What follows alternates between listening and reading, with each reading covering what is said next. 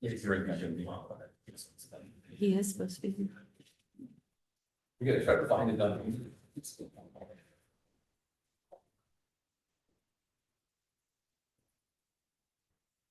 There he is. Exactly. This is very efficient. Yeah, Very efficient. no time wasted today. I even beat you today. I know. I know. And the time is 6 o'clock. Is it like that? Yeah.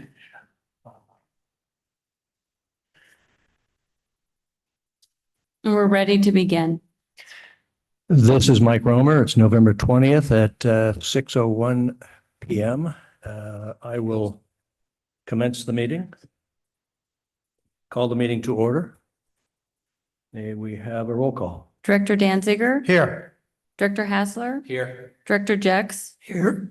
Director Jorgens. Here. President Romer. Here. Pledge of Allegiance. I pledge allegiance to the flag of the United States of America and to the republic for which it stands, one nation, under God, indivisible, with liberty and justice for all. We want to take public comment on closed session items. And we do not have any attendees or public comment. Therefore, it would be appropriate to close the open session and go into closed session. And the time is 6:01.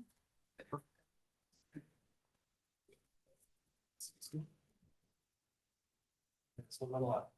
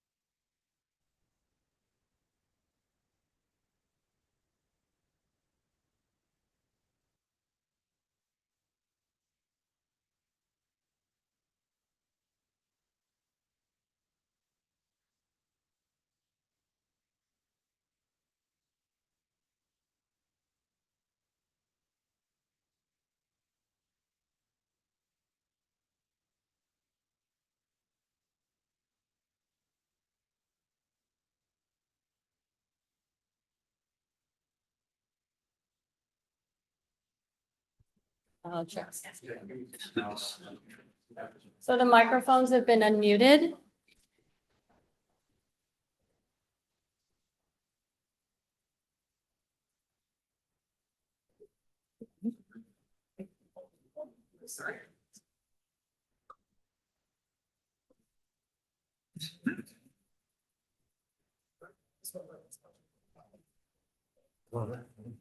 And the time is 7:02. Good evening. I'm Mike Romer, President of the MOFD Board. Welcome, everyone. We're delighted to see so many people here today, and I don't know how many people we expect to have on remote. But in view of the interest in the agenda today, first of all, I will reconvene the meeting and call it to order. Do we need another roll call? Director Danziger. Here. Director Hassler. Here. Director Jex. Here. Director Jorgens. President Romer. Here. So we have nothing to report from the closed from the closed session action. And we would ordinarily proceed with the announcements, but unless we have objection from other board members, what I'd like to do is slightly change the order in which we're doing things tonight. I want to welcome Moraga-Orinda, and I understand if we can go ahead with giving her the opportunity.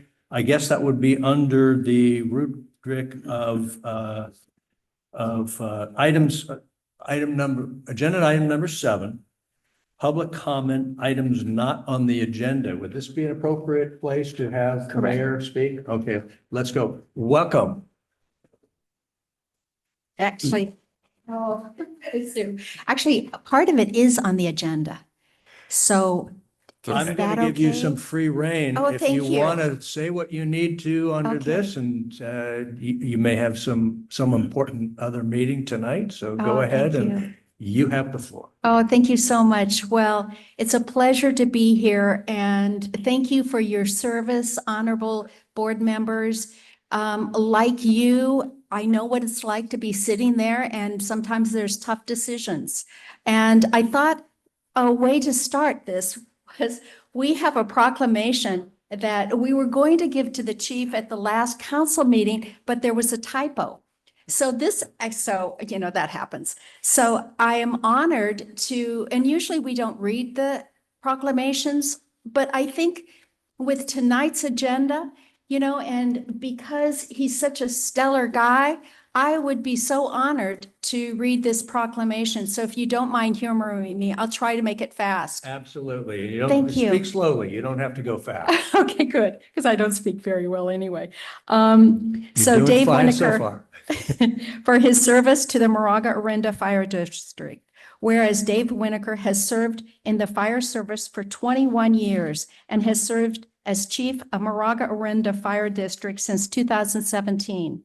Whereas Chief Winokur previously served with the Fresno Fire Department and Alameda County Fire Department. Whereas Chief Winokur led significant, innovative, and forward-thinking programs and initiatives that have better prepared MOFD and its residents to remain safe and in the event of a wildfire.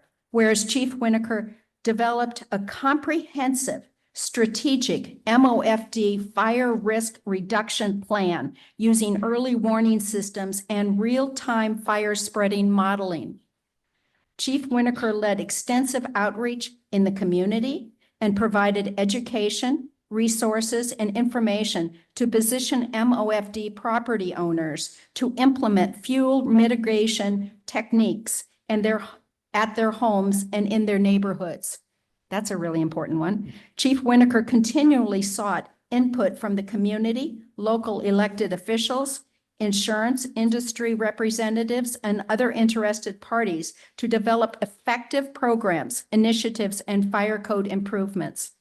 Chief Winokur is recognized as a leader in fire service at the national and state levels, and as a result has served as veteran fellow in Stanford Hoover Institute since 2021. 2021, excuse me. Chief Winokur has been nominated to serve as Brigadier General in the Marine Corps Reserve, whereas MOFD is fortunate to have had Chief Winokur at the helm since 2017. And thanks to his commitment and his efforts, the communities of Orinda and Moraga are safer and better prepared to address wildfire risk. So I wanted all of us to hear that because we have this superstar here, and I think we need to listen to him. You know, he definitely has the credentials. So my part is really short. I have about 4 things that I want to make sure that you know that the town council is telling you. So as mayor, my biggest responsibility, the council's biggest responsibility, and your biggest responsibility is to keep our residents safe. That is always number one. And the town council has listened to Chief Winokur, and we believe in science. And with that, we are for Zone 0, and it's unanimous, strongly unanimous. We made that clear, I think, when all of us met with the Orinda City Council and Emma and you folks and us.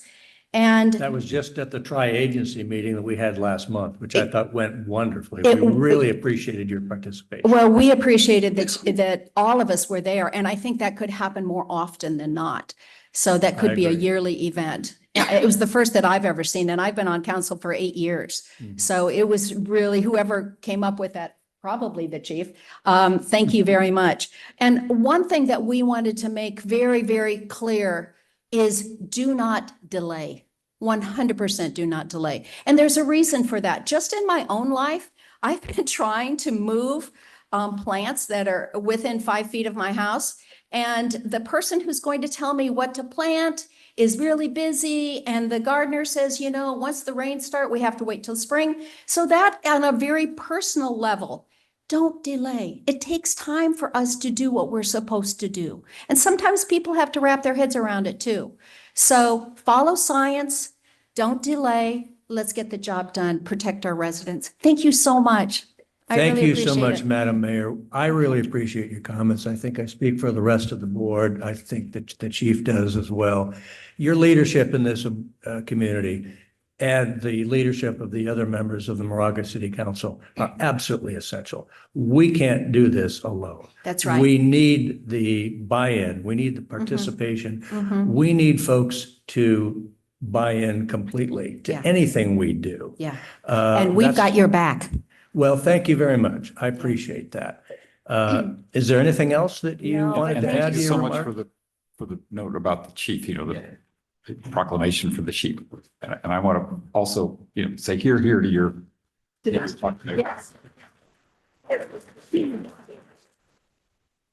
Thank you all so very much. Thank you.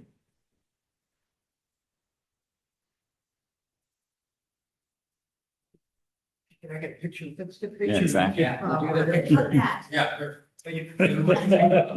Dennis, you got to stay in the You want her to picture. stand in a chair? Is that- I should be on one of those desks. Yeah, you got a better phone. I got an old one that they don't even make anymore. Okay. Thank you. Thank you. Marcia, you can give me advice on this, but is it then appropriate to take public comment from anybody else on matters that are not on the agenda? at Yes, this since point? we've opened the public comment for items not on the agenda, it is now the time to take public comment. We do have one hand raised. Go ahead. And then before I unmute that person online, just for the audience, in the back, we do have speaker cards. So if you would like to speak on an agenda item or this item, if you can complete the speaker card and you can place it in this container here. Okay, so I am unmuting the next person to speak online. Good evening. Can you guys hear me? Yes. Good evening, everyone, and thank you for giving me the opportunity to speak. My name is Pascal Guibert, and we have been sending a few questions online, and I'm hoping that we'll get answers to those questions. But I think ultimately we listened carefully to what the mayor of Moraga had to say. And I'm ecstatic to hear that she's very positive about the proposal, but we're not, because we don't understand what's going on and what the benefits we will really see. So I think, if you could spend 5 minutes to articulate in simple words, how do you see the benefits to all of us and how it will impact all of us, more specifically from an insurance standpoint? I think that would be gratefully appreciated. Thank you. I think we do intend to address that question. That item is on the agenda. So It is, we'll be but- talking about it later. Yeah. Yeah. Marcia, do we have any other public comment on items not on the agenda? Do you have a comment for items on the agenda? Yes, are we allowed to speak without any? Yes, you can. You can come up to the phone.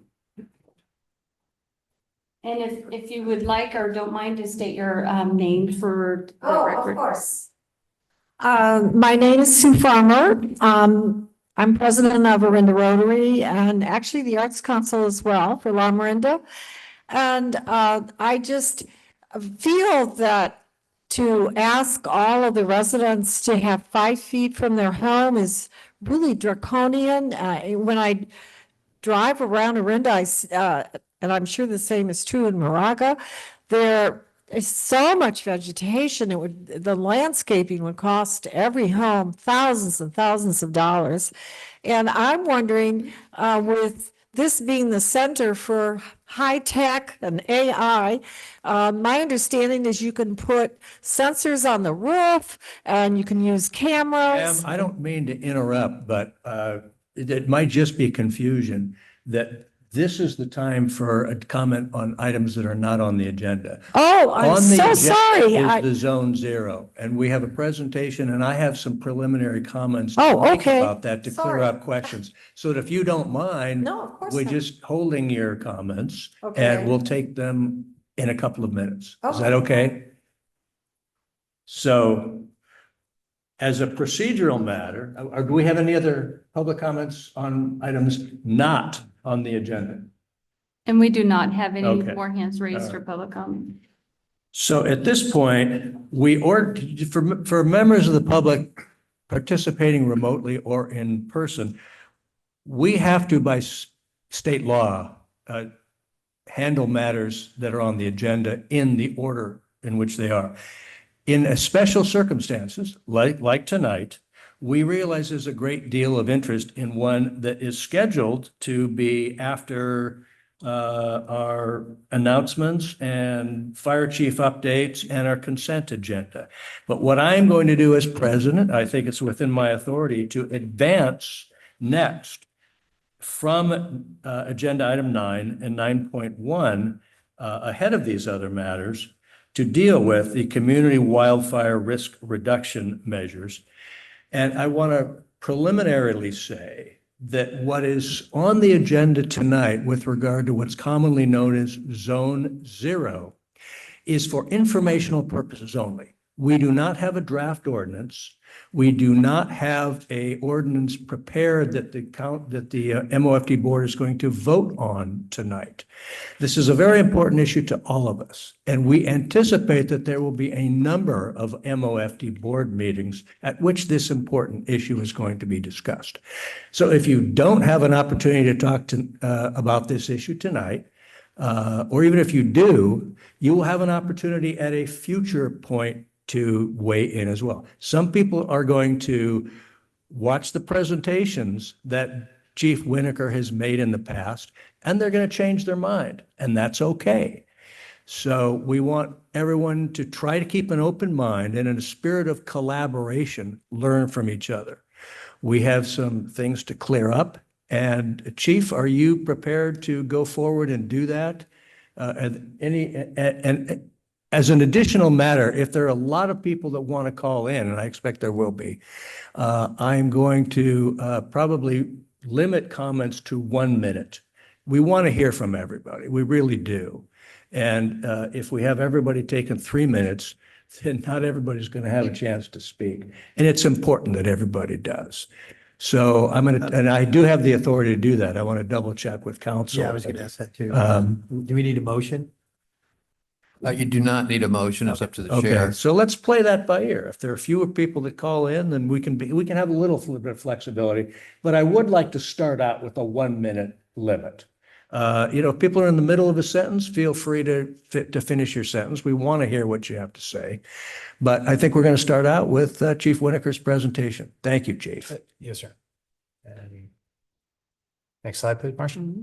Good evening, directors and members of the public, in person and online. Following up the tri-agency meeting that was held on October 21st with the full city council, full town council, and full MOFD board held here, there was a discussion about the ability to establish and the value of establishing a zone 0 requirement within the fire district. Go to the next slide, please. Before I get into the details of what zone 0 implies, I do want to review just from a process standpoint, a few things.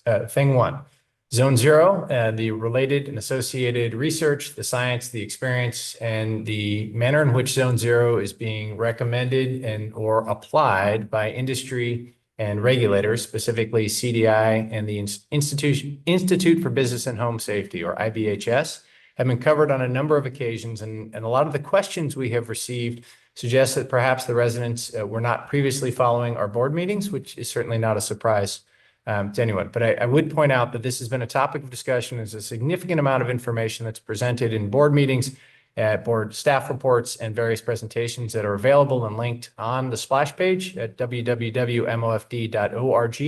to include the video of the meeting at the October 21st meeting that lays out in great detail the rationale for zone 0 and the manner in which it's incorporated in insurance rate filings. So for background, the meeting on the 21st was, it took several months, obviously, to get everyone together, but the initiating fact was a recommendation from City of Orinda staff that suggested including zone 0 as a recommendation for residents to adopt in accordance with the research, best practices, and what several other area entities are doing. Our sense was that, well, there's certainly nothing wrong with recommending, but if we were going to recommend, we should determine whether or not there was an appetite for adopting and making this a requirement within the district.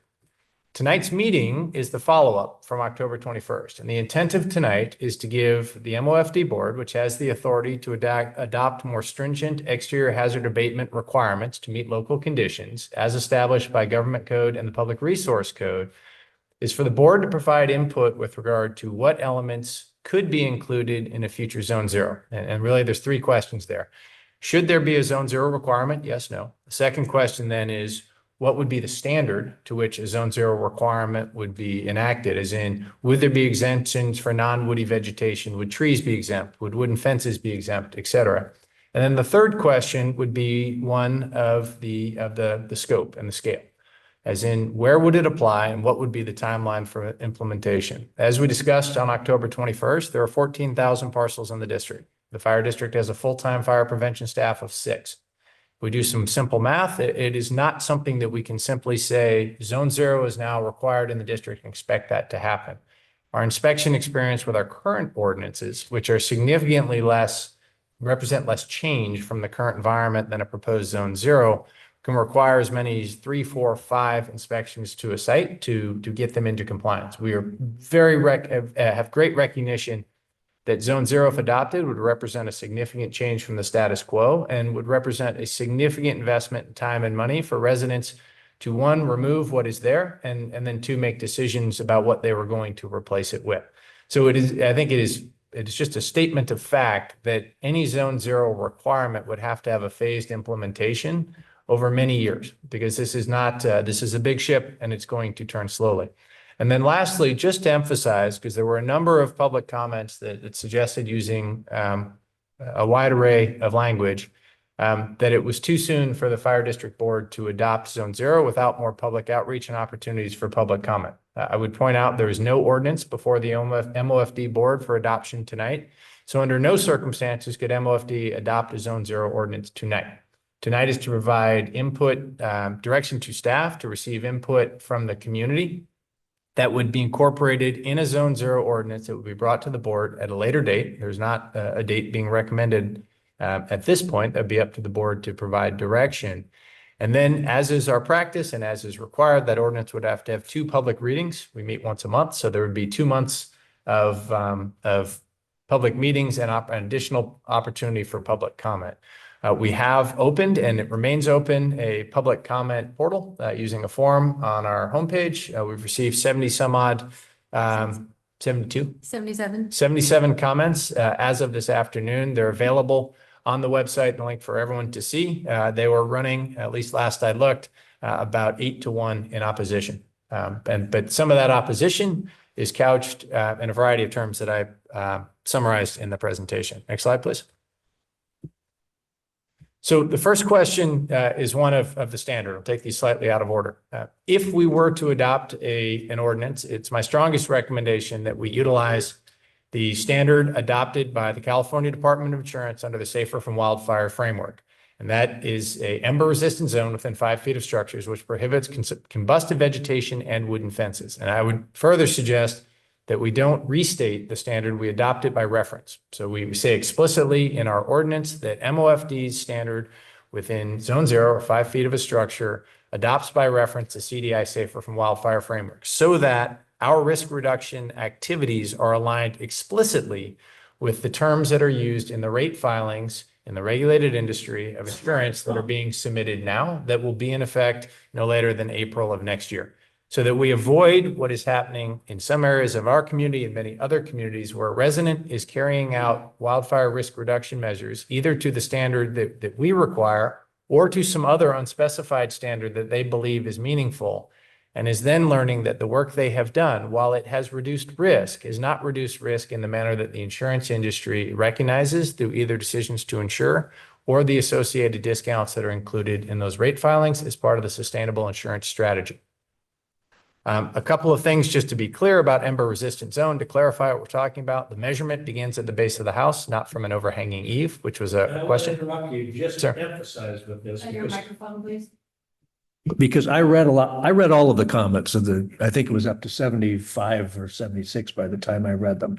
But one of the questions repeatedly was, does the 5-foot zone start at the base of the house, or does it start from the overhang above the house? And you're clarifying that that means from the base of the house. Is Yes, that sir. From the correct? point that the structure meets the ground, measure Thank you. 5 feet horizontally from there and Go ahead. vertically within that realm. Secondly, there was questions about whether or not MOFD has the authority to do so. MOFD specifically has the authority, as granted by the state legislator, to enact measures that are more restrictive than state fire safe minimum, supported by a finding of fact to meet local conditions. And we have done so with Ordinance 2303, 2308, our modifications where our amendments to the fire code. And this goes back to the earliest days of the fire district with a great emphasis on the early 2000s when former fire marshal and now recently retired director of the United States Fire Academy, Tanya Hoover, was our fire marshal. And the fire district has been adopting and enforcing progressive wildfire safety measures since that time. It is a simple statement of fact that the proposed ordinance would significantly exceed our current standard, the 2 foot out, 1 foot up, that's been in place since the October of 2020, when our 2019 fire code amendments went into effect and are currently enshrined in MOFD Ordinance 2303. The standard also meets the requirements of the IBHS Wildfire Prepared Home and matches those used by CDI and Safer from Wildfire framework. I would note that the IBHS Wildfire Prepared Home, separate from the rate filings, is also recognized for discounts by many carriers. And today, our very first resident received their Wildfire Prepared Home certification at a home down by Miramonte. And they very kindly shared the certificate, and we now have one, which is 2.5 years since that program was rolled out. And then attached to the staff report are letters of support from the California Insurance Commissioner, Commissioner Lara, from IBHS, from the President Roy Wright, from APCIA, which is the American Property and Casualty Insurance Association. It's the insurance industry's government affairs and lobbying arm. And then the California Contra Costa County Association of Realtors, who've expressed support with the caveat that their support is contingent on the work not holding up sales. And this is very similar to the experience we had with CCAR when we established the property transfer requirement for wildfire safety back in the 2019 fire code. And they worked with us extensively about how we could inform the process and ensure that our certification of compliance didn't hold up the sale. And we've had great success with that, to include during the pandemic, when over 1,000 homes sold in the district in 1 year, all of which received certificates of compliance. And economies of scale have grown up around that particular requirement, where the realtors now have landscaping crews that are doing work to prepare the home for sale that would have been done otherwise, that are familiar with our standard, and just as a matter of how they go about preparing the home for sale, are integrating the risk reduction measures into their preparation. So I think that is an excellent example of how, when the standard is understood in advance, we avoid this worst case scenario, which was our previous experience, where a home had been prepared for sale, the landscaping had been meticulously prepared, the new residents had moved in, and shortly thereafter had been shocked to learn that they were in violation of the fire code, and then had to go about undoing the work that had been recently completed, and but for the lack of awareness of the requirement, had not been done to our standard. So there are opportunities, I believe similar opportunities, with regard to new construction, where decisions are being made from a blank slate, or for property transfers, where significant work is going into the gardening, where this could be aligned. And one of the themes we saw in the comments that were received is folks saying, I just did a significant project, my landscaping was just reworked, and now you're telling me I have to tear it all out. And I think that's essentially a missed opportunity, where if they had been considering these requirements as they went through the design process for their landscaping refresh, this could have been incorporated at very little cost, or perhaps a cost savings relative to what they spent on the new non-compliant work. Next slide, please. So the next question then is, where would this apply? And so we believe that there's a balancing act here. There is value in concentrating Zone 0 compliant homes at the points of entry, those points where fire is going to come out of the adjacent landscape into the community. And if it finds vulnerabilities on the home, and we'll get to the definition of vulnerabilities in just a moment, you have the possibility of a vegetation to structural transition, where now homes are the fuel most likely to carry the fire, and the home, the asset, is now the peril to the adjacent home, and the homes are now carrying fire. There's much more value in concentrating Zone 0 mitigations, along with the rest of the suite of what we currently require at those points of entry. So more value there, but there's also more cost, because we're not taking advantage and leveraging those targets of opportunity associated with new construction or a sale. On the other hand, if it's new construction or existing homes, it is lower relative cost, because work is going to be done anyway, but it doesn't have as much value with regard to disrupting the network effect, because new construction and property sales are scattered across the community. We have, give or take, 300 to 400 new construction or major remodels per year, depending on the year. And we have between 400 and 600 property sales, depending on the year, throughout the community. So once again, over 12,500 developed parcels, 14,000 total parcels.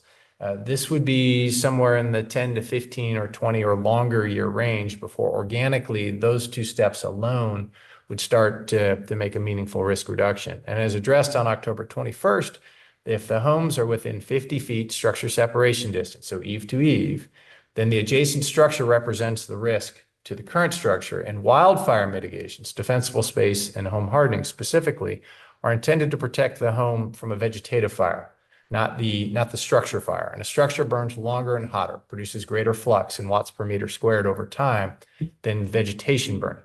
So there's a network effect here, and the network manifests in the form of the weakest link in the chain. And if we have one home that is prepared for fire and the homes around it are not, those adjacent unprepared homes will overwhelm the defensible space and home hardening measures at the protected home, and vice versa. And at the home level, there are a lot of public comments received about a case of relative risk. Well, this, I don't believe, quoting, that Zone 0, it represents a greater risk or provides more value than fill in the blank of some alternative mitigation. And the answer to that, I think, is really yes, but. And the answer is yes, but it's all of the above. Because if you have a vulnerability, it does not matter that you've removed the other vulnerabilities. Fire is opportunistic and will seek and probe and find the gaps, and then it will self-replicate. So for a flood analogy, which I think is relevant with the rain today, if you have a small hole in your roof, you have a leak, not a flood. But if you have a small amount of fire in the walls of your home, you have a total loss. And the only time we see damaged homes instead of destroyed homes during a wildfire is when there was firefighter intervention. So a home was scorched or fire got into it, and there were firefighters present with the appropriate equipment, the appropriate time, and water supply and so forth that were able to put out the fire and interrupt the self-replicating change of fire. And then lastly on this list here, as I mentioned, new construction, low cost, lower value. Property transfers, higher relative cost than new construction, but lower relative cost than other areas because most homes sold in our community are having a significant refresh on the landscaping. And we could harness and perhaps offset some of the cost with an increase in the sale price because the home now potentially would come with discounts for insurance and make the home more interesting and potentially more valuable on the market. And then lastly, applying this in the areas designated, identified by CAL FIRE, adopted by MOFD that are recognized as very high fire hazard severity zones would have the highest relative cost, but would also provide the greatest benefit. So we're seeking to balance these competing imperatives. Next slide, please. And recognizing that not everything that we are trying to solve for with regard to wildfire risk reduction will be solved by creation of Zone Zero. I think it is worth noting that Zone Zero is seen as additive. I mean, additive to the existing requirements that we have and continue to enforce in Ordinance 2303 and 2308. And that this is one additional layer that would be beneficial in a comprehensive approach to wildfire risk reduction that starts with exterior fuel breaks along the perimeter and fuel reduction, wildfire risk reduction measures taken out by the large landowning agencies, specifically Caltrans, East Bay Mud, East Bay Parks, most of whose lands fall outside of the fire district boundaries. And in the case of Caltrans are not subject to our regulation and our jurisdiction as a state agency. There is an associated element with wood shake roofs. We agree. Wood shake roofs represent a significant threat. They are essentially a receptive fuel bed with regard to embers. They are correlated to large-scale wildfire losses, and they are regulated by the Building Standards Code that both the city of Orinda and the town of Moraga could ban, as San Rafael did in 2022. We would encourage the board to engage those agencies as to consider companion measures that would ban wood shake roofs, as has been done. There are very few wood shake roofs left in the community, but they represent an outsized risk because of their potential to receive three-dimensional ember cast as far as a mile or two distant from the fire front. So if everything we're doing to reduce wildfire at the points of entry is overwhelmed by embers that could fly over the mitigated homes along the periphery and the points of entry, and when they landed on roofs could start structure fires that could spread to other structures, that represents a significant gap in our preparation for wildfire. Next slide, please. So what the proposed ordinance could include, and I'd be very clear, this is a recommendation. This is not an ordinance you could adopt tonight, and this would be an excellent starting point for the board's discussion and the community's input with regard to whether or not we should have an ordinance. As I said, first question is, do we have a wildfire risk? And does Zone Zero reduce it? From my perspective, those are easy answers, that yes to both. And with regard to wildfire risk, I would point out that the insurance industry is responding to their assessment of the risk in pretty unmistakable terms. And the science is crystal clear. I fundamentally disagree with the commenters on comments submitted, public comment, and comments made on Nextdoor and other settings that Zone Zero is ineffective or that it's ineffective in the face of large-scale fire. The research is crystal clear. Zone Zero is tremendously effective at protecting homes under any circumstance other than an adjacent structure burning or large stands of timber. We don't have large stands of timber as defined. We're thinking conifer, Lake Tahoe, some other place like that, capable of producing flame lengths to several hundred feet. But we do have lots of homes, and there's a network effect. But Zone Zero is very effective regardless of the winds or firestorms or any of the terms that were submitted. I would also note that of the comments, that are a significant number, both that we've received on this topic for this evening's meeting and prior meetings, as well as the public comments made in various forums, no evidence has been cited showing that Zone Zero is ineffective in the face of wildfire. No reports cited, no experience. Everything has been anecdotal, and I believe deviates significantly from the established fire science. So the first question is there a problem and is the status quo an option? If the status quo is an option, the next question is what should be the standard we adopt? I believe strongly that anything other than adopting the CDI framework will result in us carrying out actions and then discovering that those actions are not valued by the insurance industry. And now we set up a pretty significant disconnect between our belief in what we have done to reduce risk and how we are experiencing access and affordability of insurance, and how the price signaling that we are receiving from the industry suggests they are valuing our risk reduction efforts differently. And then the last question, which is really if I were making a recommendation, would be to focus on where this could be applied. From opposed above, this should be a scaled and phased input. There will be learnings both for the community and for the fire district. There will be economies of scale that will spring up around this. There will be time for things like contractors who can replace the last 5 feet of a wooden fence with a metal gate and other sorts of things that would grow over time in response to demand. And it would make sense that we would not want to have too many area homes included in the first phase, because it would overwhelm our ability to enforce, and it could potentially overwhelm residents' ability to adapt with regard to access to contractors and so forth. So as proposed for future ordinance, which is not before the board tonight, the requirement for Zone 0 would apply to all property transfers, so sales of homes, to new construction, as well as structures within a very high fire hazard severity zone as identified by CAL FIRE as of this month, or as of next month, coming here shortly. And I'll explain that in a little more detail why the timestamp matters. And then in the following year, it could be expanded to the new very high fire hazard severity zones that we believe we will see in January of 2025 in draft and will be subject to future MOFD board action. And then in the subsequent year, then it can be further expanded to the wildland urban interface fire areas, which is a much larger portion of the district. Next slide, please. As shown here, the areas in red, primarily in Orinda, with a very small portion of Moraga, noting that the bottom left is Indian Valley, which is not yet developed. There's a single structure out there at this time. So it's essentially just the J&J Ranch and a little corner right there on the Moraga-Orinda line by Miramonte. But the areas in red are classified as very high fire hazard severity zones, as identified by CAL FIRE as of today. These maps were adopted in 2009 and will not be changing in the next month. The proposal would apply the requirement in these areas that the state has identified as very high fire hazard severity zones.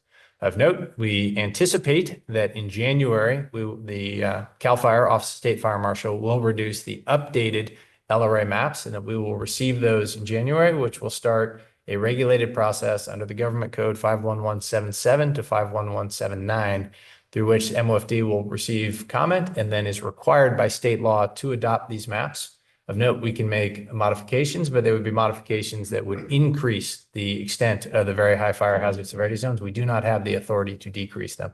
It'll also introduce an entirely new category of high fire hazard severity zones in LRA that were previously not included in the maps. Next slide, please. So from a process standpoint, following the tri-agency meeting, we opened a public comment form. We've been receiving public comment since that time.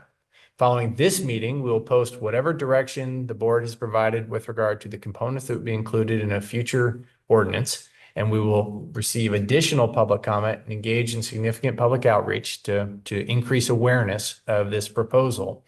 And at a future date, as yet undetermined, and that would really be pending board direction in response to public comment and interaction, an ordinance would be brought to the board, which would allow further public comment, and then there would be a second public meeting, which could be the adoption with more public comment options. And then following adoption of the ordinance, we would recommend a lengthy and full-throated public education campaign associated with the phased implementation so that people had time to adapt to these changes. I would point out on the public comment period, our experience with the juniper ban that went to effect for juniper within 10 feet of a roadside or driveway in October of 2020. Implementation was delayed by over 3 years. We issued 400 some odd citations after a lengthy door hanging and pre-citation process, and we still have several open juniper cases today. So our experience has been residents will take as long as they have on change of this significance and this great a change. And so I could be wrong, and it's certainly possible, but our experience to date suggests that until something is required, there's unlikely to be large-scale adoption. Next slide, please. So a quick review of what the CDI Safer from Wildfires program entails. And this is in response to public comments, which there were a great number of, that were seeking certainty. How do we know if we do this, it will change our insurance experience? And all I can share is what the California Department of Insurance has shared with us, both publicly and in private communication, with regard to how they see the Safer from Wildfire program with its inclusion of partial level mitigations, which is a nested component of the sustainable insurance strategy, how they believe this will bring stability to the market, increase access to insurance, while also giving residents access to discounts that are included in the rate filings that were mandated in a regulation change last year. Next slide, please. So directly from the website, there are 3 steps. There is work to take in on and around the structure. Of note, things on the structure are regulated by the Building Standards Code, and the MOFD board does not have the ability to require retroactive changes on structures. However, the city and town council who have authority over the Building Standards Code and for whom the building official works do have the ability to adopt companion measures that could do good work there. We also continue to execute our wildfire mitigation grant program, distributing vent mesh for the retrofit events and gutter guards for covering of gutters as part of the process of encouraging residents to adopt meaningful retrofit on their homes. Second is protecting the immediate surroundings, and that really is talking about defensible space with an emphasis on zone 0. Defensible space is broken into 3 zones: zone 0 from 0 to 5 feet, zone 1 from 5 to 30 feet, and zone 2 from 30 to 100 feet. As outlined on the right, there are a number of elements that can be included, and I would note that the 3 that they chose to highlight were keeping embers out through the retrofits events and clearing the first 5 feet near the structure. My personal experience from observing a significant number of wildfires and the research I have done, reading other people's peer-reviewed, published scientific research suggests those 2 elements plus the wood shake roof, a Class A roof covering or Class A roof assembly, are the 3 most efficacious, most valuable mitigations. And that just about everything else that can be done, if all 3 of those elements are not met, is going to have very little value because the fire will still find the pathway. You can clear all the vegetation that exists in zone 1 and 2, and if there is combustible material close to the home that forms a receptive fuel bed, embers will fly over those cleared areas at scale significantly exceeding the size of most of our parcels, and will light a fire next to the house. And that fire next to the house, though small, will find entry into the void spaces of the home and can take it to the ground. Next slide, please. So of the things we can do, they list them here. I would note at the bottom, Firewise USA is recommended. We had 0 Firewise communities 7 years ago. We now have more than 40. The members of those Firewise communities are experiencing the same non-renewal rates as folks in other areas. So Firewise is a useful way to get organized, but Firewise in and of itself is not being considered with regard to wildfire risk reduction as it's being priced. And then communities, cities, counties, and local districts can become certified as a fire risk reduction community. The original list was published in 2022. Yes. In 2022, MOFD was one of a very small number, as in single page, small number communities to be included in the fire risk reduction community under Fire Marshal Jeff Isaacs. We conducted the renewal process, and when the update was published this year, we renewed our status, and it's a slightly smaller or slightly larger group, but we are one of a very small number of communities that have a significant number of Firewise neighborhoods and are listed as a fire risk community. So we are doing at the macro level the things that can be done. However, at the micro level, the things listed above Firewise, this is the work that is missing at scale with regard to risk reduction. As I've said before, in the absence of a 5-foot ember resistant zone around the structure, as it is priced and as it is modeled, all of the other mitigations pale very quickly. When done in conjunction with a 5-foot ember resistant zone or non-combustible zone, the other areas become much more valuable. The additive factor of keeping large fuel loads and the associated long flame lengths away from the home allows the 5-foot zone to really come into its own in a way that the 5-foot zone not being compliant now undermines the work done to reduce flame lengths in the surrounding areas. Next slide, please. So as I discussed before, 3 pathways that bring fire into the community. First is vegetation to vegetation. That's a wildfire as we would think of it. There's next the vegetation to structure at the point of transition. And vegetation to structure transition is not a foregone conclusion. It only can occur when there are vulnerabilities at the point of entry. And so I would say wildfire in our area and a fire dependent landscape is inevitable. And there are a lot of comments about removing sources of ignition. Undergrounding lines and other things like that are reducing sources of ignition. But in a fire dependent landscape, especially a fire dependent landscape with people that are doing the various things people do that start fires, it is inevitable that there will be a wildfire in this area. It is not inevitable that wildfire, when it encounters the community, will find the vulnerabilities that enable a vegetation to structure transition. And then when structures begin to burn, as long as those structures are within 50 feet of adjacent structures, we have a high probability of structure to structure transmission. So the key here is to prevent that vegetation to structure transition while also preventing the opportunity for remote vegetation to structure transition at the micro scale where receptive fuel beds next to the home can allow embers to ignite new fires.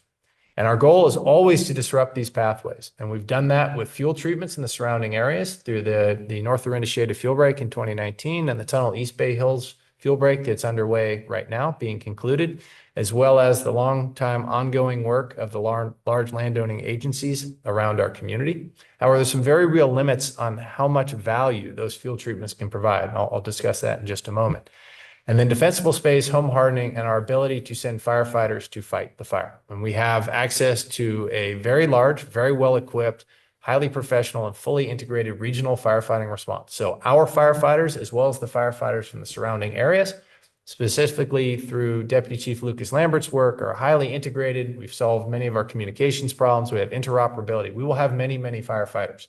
However, once again, as we are experiencing with loss of access and affordability of insurance in our community and the ongoing insurance crisis, that alone is not enough. And we simply cannot price, regulate, or suppress our way out of this problem. This is an all of the above approach. Next slide, please. So very briefly, 2 reports that we worked on with CoreLogic and Milliman that quantify the value of mitigations and how those mitigations are priced. I would encourage residents who haven't read them to read these with care. This formed the basis of most of what we are doing. Next slide. This is a study done in Paradise. I've heard a lot of comments saying Paradise is not Orinda. From a wildfire science standpoint, they're very similar. They're both surrounded by vegetation. They're in fire-dependent landscapes, and there are homes within the community that are receptive to both adjacent structure fire because of the structure separation distance, have receptive fuel beds adjacent to them or at a point of entry. The biggest difference between them is that Paradise in 2018 was surrounded by a conifer forest. Our community is surrounded by brush and with an integrated urban forest. But other than that, the fire science, the topography, the weather, the fuel, everything else is very similar. It's simply the specific composition of the fuel that differs. I would note as well that public comments have said this is not Paradise, our fire risk will be different. There were public comments that said we don't have any fire risk, and there were public comments that said our fire risk is so great, a mere 5 feet will be ineffective and therefore shouldn't be executed. All 3 cannot be true. On the right are what was modeled during the study we worked on, which was 45,000 acres of buffers that surrounded the community. And the modeling was done to show a reduction in the combustibility. So think shaded fuel breaks across 45,000 acres to the northeast and southwest where the wildfire risk lies. And even with those 45,000 acres, with a $4,500 per acre estimated cost to treat and a 4-year return interval, I will simply say, because that's a lot of zeros, it's an awful lot of money to create those fuel breaks at that scale. It'd be an awful lot of money to maintain them, and is unlikely it could be environmentally approved due to the environmental constraints under which we operate. On the left, they show the baseline average annual loss per million in total insured value. And this is the metric denominated in dollars that the insurance industry uses to price risk. And they say the baseline, if nothing were done, so assume that those treatment areas were not put in place. Baseline, the areas in red have greater than $5,000 average annual loss And some of those rise as high as $65,000. But so red is bad for our purposes here on the left. And I said, I would encourage residents to read the full report to get the context. Next slide. And so if those risk reduction measures were undertaken, a combination of treatments around the community and defensible space and home hardening could include a zone 0 and vent retrofits and an absence of wood shake roofs. In blue on the left, you see the areas where up to a 65% reduction in AAL could be achieved. And on the right, you see what that does in denominated in dollars. You see the vast majority of Paradise in a demonstrably worse position than us could be reduced down to the $1,000 to $2,000 range in AAL, which is highly insurable. Very good place to be as a community. Next slide. But if actions are not taken, and the top left is the 2040 scenario, in the absence of action, things get much worse. So in the top center, you see baseline. Top left, you see what it looks like if you don't do anything, right? So the status quo and not doing anything quickly leads us to something that looks like 2040, meaning that our current condition gets much worse.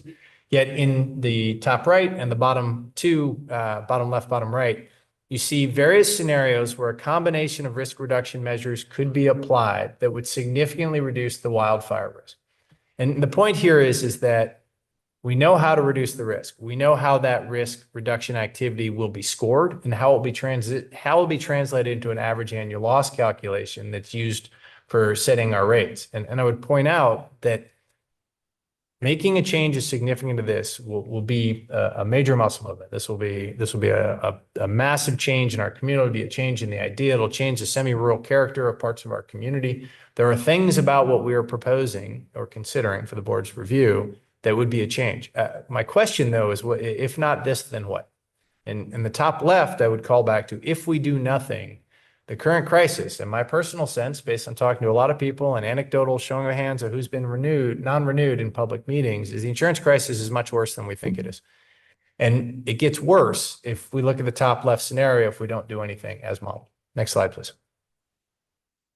So very briefly, this is from studies conducted by IBHS at their Rock Hill, South Carolina testing facility. The left side has wood chips, mulch, if you will, and combustible siding. The right side is surrounded by a non-combustible zone. After 10 minutes of blowing embers at the home, one side is unaffected by fire. The other is well on its way to being a full-scale loss. Next slide, please. These are demonstrations conducted by IBHS and CAL FIRE in California recently. Here's two sheds or simulated homes, one on the right being mitigated, the one on the left not being mitigated. Next slide, please. And after about 10 minutes of having wind blown at them in both scenarios, we have one has a negative outcome, the other has a positive outcome. This is a demonstration. The previous one was actual scientific testing, but the testing is very clear. And the science is also very clear that in these laboratory scenarios, as well as the work done by Alex Marangides from NIST, reconstructing the campfire, that homes that had defensible space, home hardening, and a 5-foot non-combustible zone were much more likely to survive. Not every home in Paradise burned. Over half of the homes built to 7A standard, irregardless of defensible space, survived. And a higher percentage of homes that were built to 7A and had defensible space survived that fire amidst the worst possible conditions we could imagine. Next slide, please. So public comments received, 77 responses from 23 from Orinda, 52 from Orinda. I think the other two, 23 from Moraga, 52 from Orinda, and at least one of the other two was from Berkeley, saying they were watching what we're doing and interested in supporting. 54 opposed, 8 in support, and then some folks who just wanted more information or were undecided. I would point out most of the folks who were asking for more information, it was information we haven't been able to provide yet because we haven't had board direction regarding specifics. Next slide, please. These are the themes on public comment. Now, I'll try to be brief. And if anyone's public comment is being mischaracterized here, I apologize. This is the best I could do. Summarizing the details, all of which are available on our website and were provided to the board in their original form before the meeting. So first is this will be too expensive. I think the too expensive requires context and a question of removing the material itself is not necessarily very expensive. Replacing it, depending on the manner in which it was replaced, could be extraordinarily expensive, as could some of the landscaping options and choices that are being made today in our community as people go about re-landscaping. Some of our homes have award-winning, world-class landscaping around their homes. Other homes have dead grass and everything in between. So expense here is a question of what it's replaced with, but the removal of material itself is not necessarily the most expensive point, and the fire district and the city of Orinda continue to provide free chipping, which could offset some of that cost. Second is this is too great a change from our current landscaping. I absolutely agree. This is a significant change from our current landscaping, but I would argue that economic and environmental calamities are unfolding. And the question is, if not this, then what? For this is moving forward without our permission. 5 foot of clearance would be ineffective under extreme fire conditions. The science and my personal experience strongly disagree with that statement. Other mitigations are more important. I would agree other mitigations are important, but it's a layered approach, and identifying something else that could pose a higher risk, I don't think should end the conversation about whether we should do this as well. I fully agree with the comments that wood shake roofs represent a higher risk, and I encourage the city and the town to take action on that as a companion measure. I think this is additive. We can walk and chew gum on this particular issue. There's a low fire risk in our community relative to others, and folks cite the fact that we've not experienced a large-scale fire loss in Orinda or Moraga. That is a true statement. In August of 1988, 5 homes burned in Lost Valley. That is our only bona fide wildfire loss in the community. However, this is a fire-dependent landscape, and the conditions that have allowed other communities to burn, all of those are present here. From my perspective, the question of if there's going to be a large fire is not whether it will happen, it is what will be the consequences of that large fire. And the question of fire probability really has to do with what time horizon. If you're talking about the next 2 years, there's a very low probability of a fire. 5 years, 10 years, it starts to diminish. If you ran that time horizon out to 50 years, I would say there is an absolute certainty of a large scale fire in our area. Changes will decrease property value. I'm not qualified to answer that question, but I don't think that is an automatic yes. There are examples. UC Berkeley and CSAA recently completed a design competition that came up with some very good looking alternatives to traditional landscaping that would meet the Zone 0 requirement. So property value decrease, I think, is a question of what is replaced with. And I would also say that question should be viewed in context to what is the potential decrease in property values if the insurance crisis continues to unfold at the pace it has been, and buyers are unable to get coverage through the admitted market.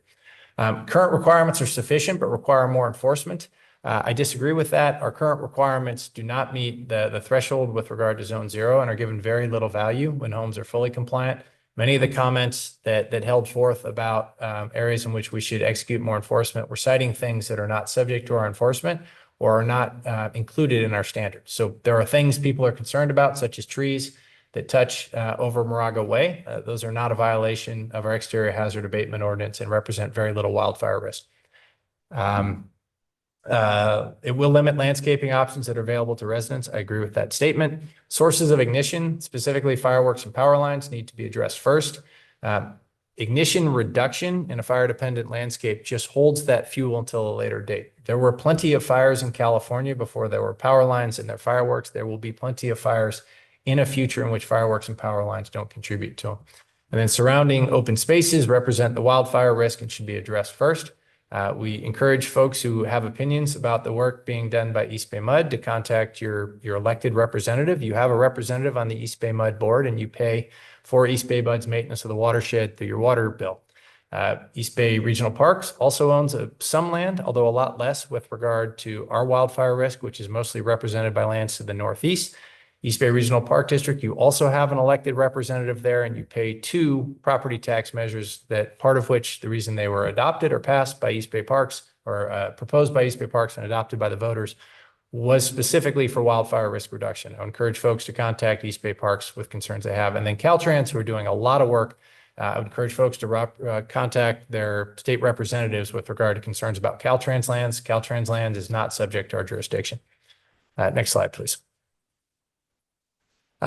Creating Zone 0 increases risk of landslides and soil instability. I'm not a geological engineer. However, removing fuel within 5 feet of the ground of the structure and replacing it with other things, I don't think automatically has to cause a risk of landslides, given that there are other tools that can be used to maintain soil stability in those areas. And it's a relatively small area very close to the home. This is overreach and micromanagement. MOFD does not have authority. A simple reading of state law says that we do have the authority. It's a question of discretion. Replacing decks is too expensive. There's nothing about this requirement that would require decks to be replaced. Decks are considered an appurtenance or an extension of the home. The zone zero just extends from the edge of the deck, but a wooden deck is not in any way a violation of zone zero and is consistent with the zone zero requirement. Replacing fences is too expensive. I think it's a question of what it's replaced with. It's only the last 5 feet that are required to be replaced. The simplest way to do this is to take out the last 5 feet, install a gate in its place. Home Depot and Lowe's today sell $180 models. They go up to very, very expensive beyond that, but there is at its cheapest, there is a $180 metal gate that can be used to replace the last 5 feet that is fully compliant. Zone zero compliance will reduce shading, privacy, animal containment, represents a financial burden. I think those are all true if and it really depends on the manner in which zone zero is carried out. That could be true, but is not necessarily true. Zone zero compliance will increase global warming. I don't agree with that statement. Zone zero should be optional. Zone zero is optional today. And as far as I'm aware, we have one resident who's gone through all the steps. So it's a question of whether or not that would be effective and what alternative would be proposed. Roadside vegetation management, overhanging trees should be prioritized first. Roadside vegetation management is something we enforce and are busy doing that. Overhanging trees, as long as they're more than 13 feet 6 inches or 15 feet from the road by our standard, 13 feet 6 inches by the city and town standard and county roads are already subject to enforcement. And we're quite busy in that area. Wood shake roofs I've already addressed. Junipers, there's a lot of discussion about removing junipers. Junipers were banned within 10 feet of a roadway or a driveway. I think we have 4 open cases still. We have a small number of open cases, but those have already been addressed. We certainly, in association with this, I would say not in lieu of this, we could consider a more extensive juniper ban. But the 10-foot was where support was from the city and town council last time we brought this forward in 2019. And then hazard trees, dead trees are banned or are not allowed under our current ordinances in so much as they're within 100 feet of a structure or 100 feet of a property line. Anyone who believes there is a hazard tree within 100 feet of a structure or 100 feet of a property line that is dead or dying that we're not aware of should use the complaint form on our website and we will issue citations. However, I'm not aware of any that we haven't addressed so far. Next slide, please. We shouldn't move forward with public comment. I'd note 77 public comments in. We're very much incorporating public comment, and the public comment period is intended to run until such a time as an actual ordinance is adopted, which at the earliest is 3 or 4 months from now. And there's nothing to constrain public comment during that period. The public should have an opportunity to review the proposed ordinance. Absolutely agree with that. And this is the first step in that process. We should hold PG&E accountable for ignitions. PG&E is regulated by the CPUC. I would encourage folks who have concerns about the CPUC's actions to submit those via their elected representatives at the state level. What guarantee is there that future requirements will not be more stringent? There are no guarantees about the future, but in this case, there's something very close to a guarantee, which are the rate filings that the admitted carriers have filed or filing that will be in effect by April of next year. Now we have rate filings in a regulated industry, and those are unlikely to change anytime soon. The science is not going to change. The science says very clearly that 5-foot zone zero is what's required. So while there are no guarantee, I think it is highly unlikely that 5 feet would become 7 or 8 feet, or that other elements that are impacted by this, such as fences and so forth, would be changed to something more stringent in the future. We shouldn't do anything until the insurance crisis is resolved. I would point out that the California Department of Insurance, the regulator, as well as APCIA, the industry's government relations and lobbying arm, have told us this is what we should do via their letters of support to resolve the insurance crisis. So the idea that help is coming, from my perspective, the folks that could bring change to our insurance experience have told us what to do. And now they're counting on us to do these things to bring down the risk so that fewer homes will burn. And that will help bring stability to the insurance industry and will help increase the insurability of our community. And then lastly, large-scale fires produce their own fire weather and embers, and zone zero will be ineffective in the face of these conditions. I would refer folks specifically to NIST technical note 2207, where Alex Marangides and others conducted extensive reconstruction of Paradise, includes some diagrams in that report that show specifically how zone zero protected homes that did not burn in Paradise. The research is very clear on that front. Next slide, please. This is, as I shared last month, this is the community of Patania in Chile, a little outside Valparaiso. I was there in March and April as part of a California Fire Chiefs Association team that went down to study this community to find out why it didn't burn. The area outside of Valparaiso looks very similar to the East Bay Hills. It is largely brush fields with some interspersed grass and isolated stands of eucalyptus, so you can see on the top right of the photo, decadent eucalyptus, I would add. Very similar weather conditions because they are twin in the Southern Hemisphere. So everything we get, they get just 6 months off. Very similar Mediterranean climate. This area had been at almost 8 months from the last measurable rainfall at the time of the fire and was surrounded by fields of decadent brush.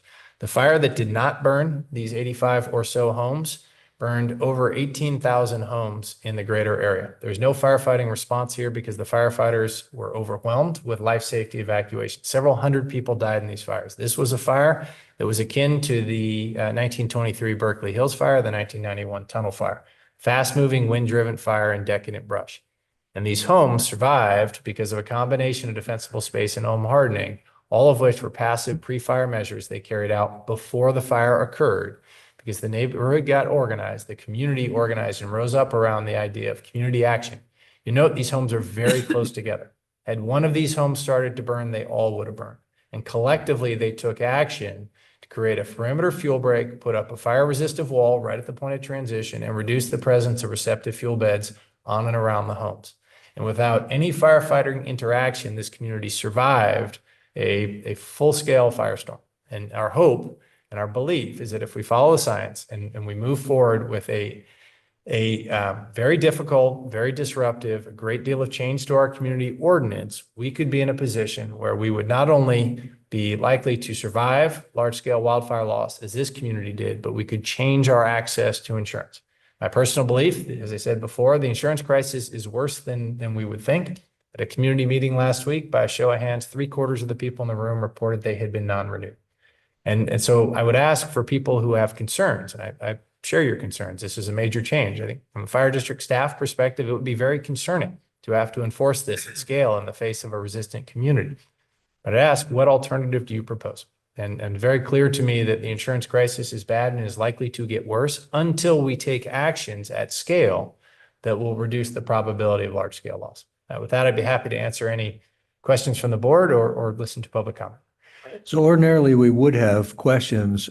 Most of us on the board have heard this presentation or the equivalent many times. So I would suggest, if it's without objection, that we proceed directly to public comment. We do want to hear folks.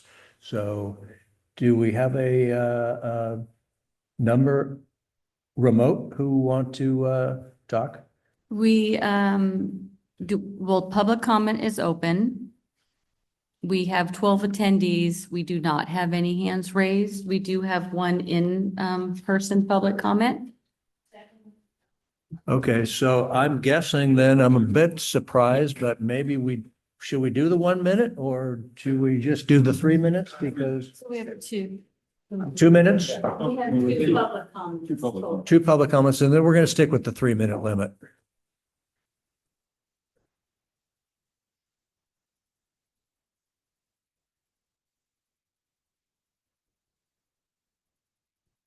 Marcia, do you want to supervise the order of, Yes. Nick looks like he's ready to talk. And Yes. I got a hand signal. I did. Oh, did I you? gave him a hand signal. I'm gonna pull up the timer. Okay. Thank you.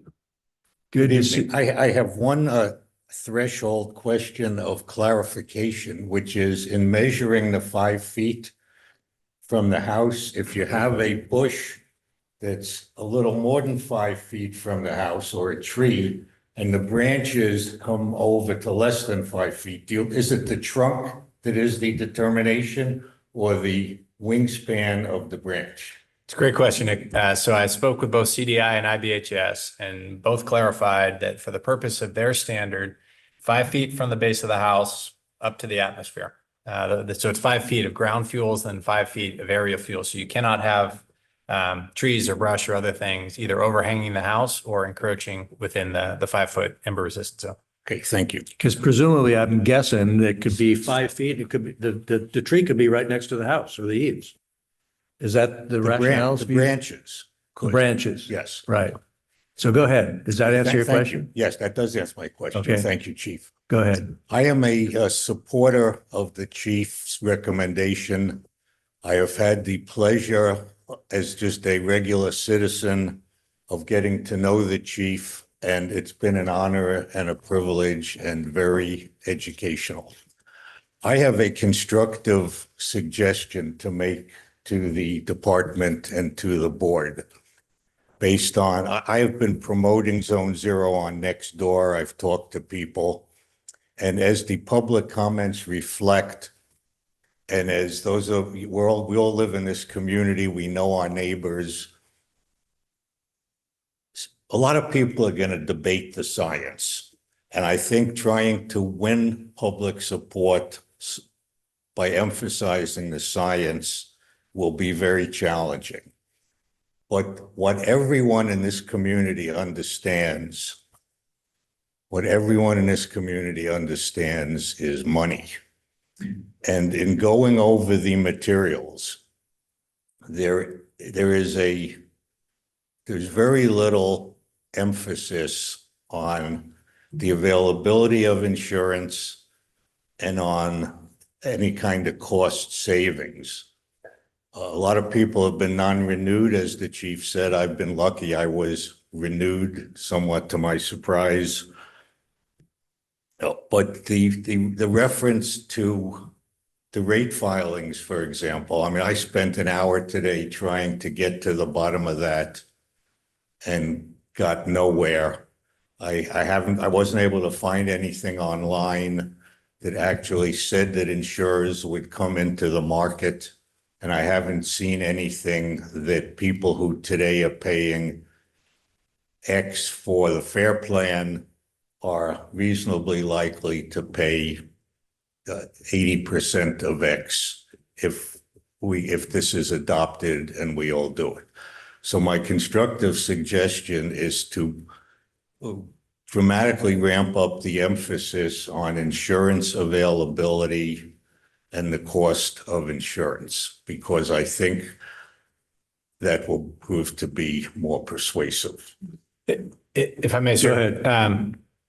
I agree with everything you said, Nick. And so I forwarded several of the public comments that raised questions or concerns about how do we know, and our experience doesn't, to CDI. And so this is a response received today from Michael Solar, Deputy Insurance Commissioner.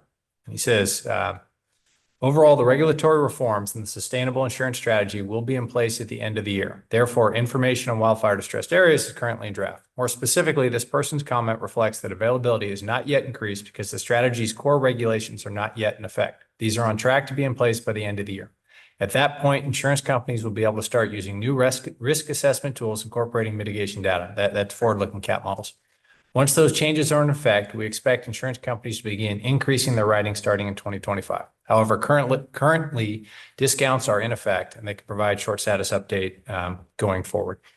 And then lastly, they're updating maps with regard to using 2023 data with regard to what qualifies as fire distressed, and those being the areas that where the guarantee of 85% coverage will apply. MOFD jurisdiction, with the exception of Canyon, is not included in those. Potentially those will be updated next year, but fair plan enrollment is a lagging indicator.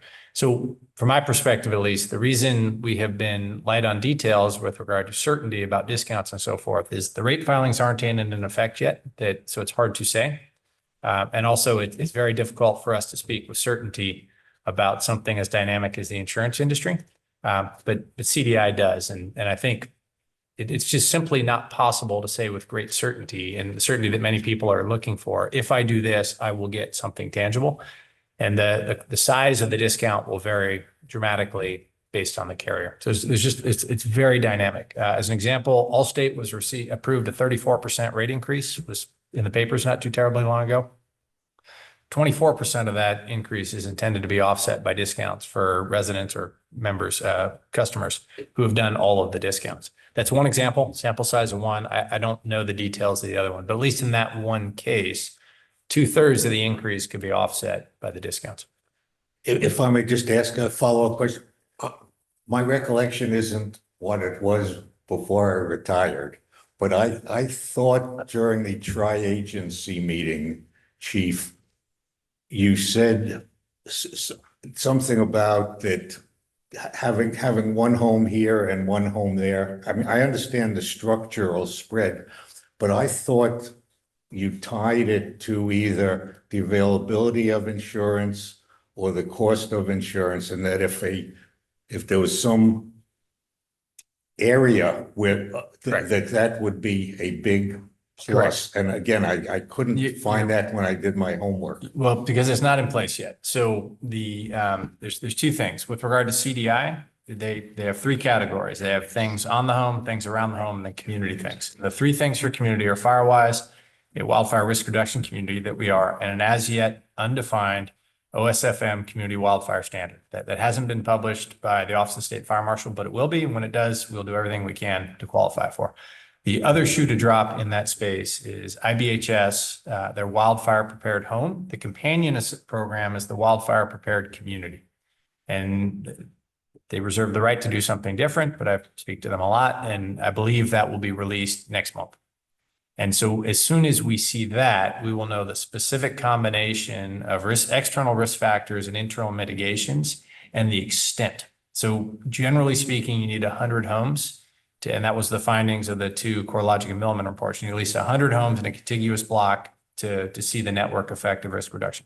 I don't know what size IBHS will use, but that information, we'll know a lot more about that when it's published going ahead. So but under any future scenario, one of the factors that will go into assessing a neighborhood or a sub-community risk factors will be the conditions on and around the home, including a zone zero. And zone zero, I think, is going to be the most difficult to achieve with regard to changes to the current landscaping ideal.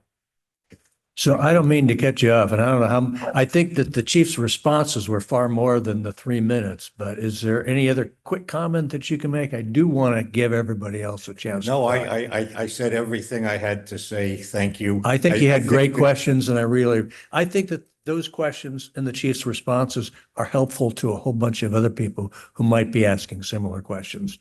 So I've sort of erred on the side of giving you the time, but appreciate it. Thank you. Thank you. Thank you, Chief. Next. So we next have Valerie Berkman.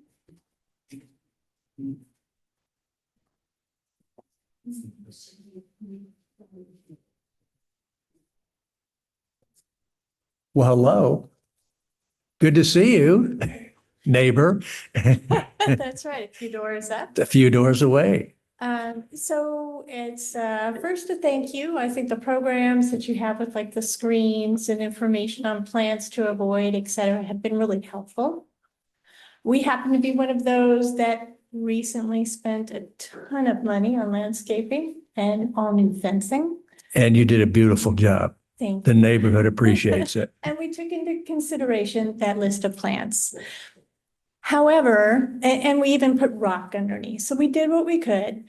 But now we're not happy with thinking that we have to remove the plants that we put in. We were very careful, but each of us likes to make our home as we enjoy coming home to. So what I fear and what I'm seeing is that we are going to become like those homes that all look the same and are close together. And I would submit to you that certain things might be a good moderate agreement with homeowners, that you can do other things that would be close to what you're asking. An example, we have gates that we can actually lift off and move over to the 10-foot section of our fence, and therefore leave that amount of space between our house and I guess the flammable material. But what I can't do anything about is we had a house recently up the hill from us that has done a major remodel. They're not done yet. And I had asked for them to add trees because our privacy has been decimated from that. And it was refused by the fire department because they said it was flammable. And I totally understand that. But you missed a grove of eucalyptus trees not 20 feet from where we were asking for that kind of a privacy screen. Those trees are huge. If they burn, they're gonna fall and they're gonna hit our house. So I would suggest that maybe we take some direction where we give people options and we maybe share with them ways in which they can not look like their neighbor's place, not have concrete everywhere, but can do things like a fence that can be removed and set aside, or some other options that maybe give them choice. We all like choice. That's why we have 100 different colors of cars and styles. So, and if you're going to ask us to do stuff like that, I mean, take a look at all of the trees that are out there, and some of them are way beyond that flammable list as far as being dangerous to all of us. They would maybe even impact your house. I know exactly what eucalyptus, a number of years ago, I had a contractor and I sent the contractor up with a great deal for that homeowner to remove all of those eucalyptus trees. And as you recall, they substantially trimmed them. Unfortunately, I wish they'd taken them out. So I think we need to be more proactive in areas like that, because for me, well, we did what we can, but those trees are a major danger to our property and our home. I agree. And we can To do my as home. much, yeah, as much as we can, but as long as those kind of flammable things exist that impact all the properties around them, our homes aren't going to be that safe. So we're not as motivated to put the kind of money that some of this might be requiring into it if there's a clear and present danger well within the boundary of our home. Thank you. I appreciate your comments, and I invite you to stop by and say hi to Julie and I. We're doing a big project in the backyard that we'd love to show you. All right, thanks. Our next speaker is Al Wahlberg.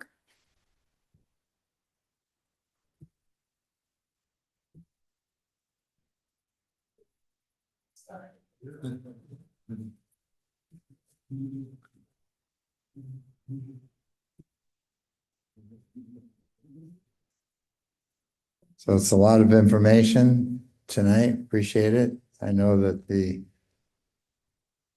Mr. Winokur is held in very high regard, and we know that he wants to leave the post at the end of the year the best possible way.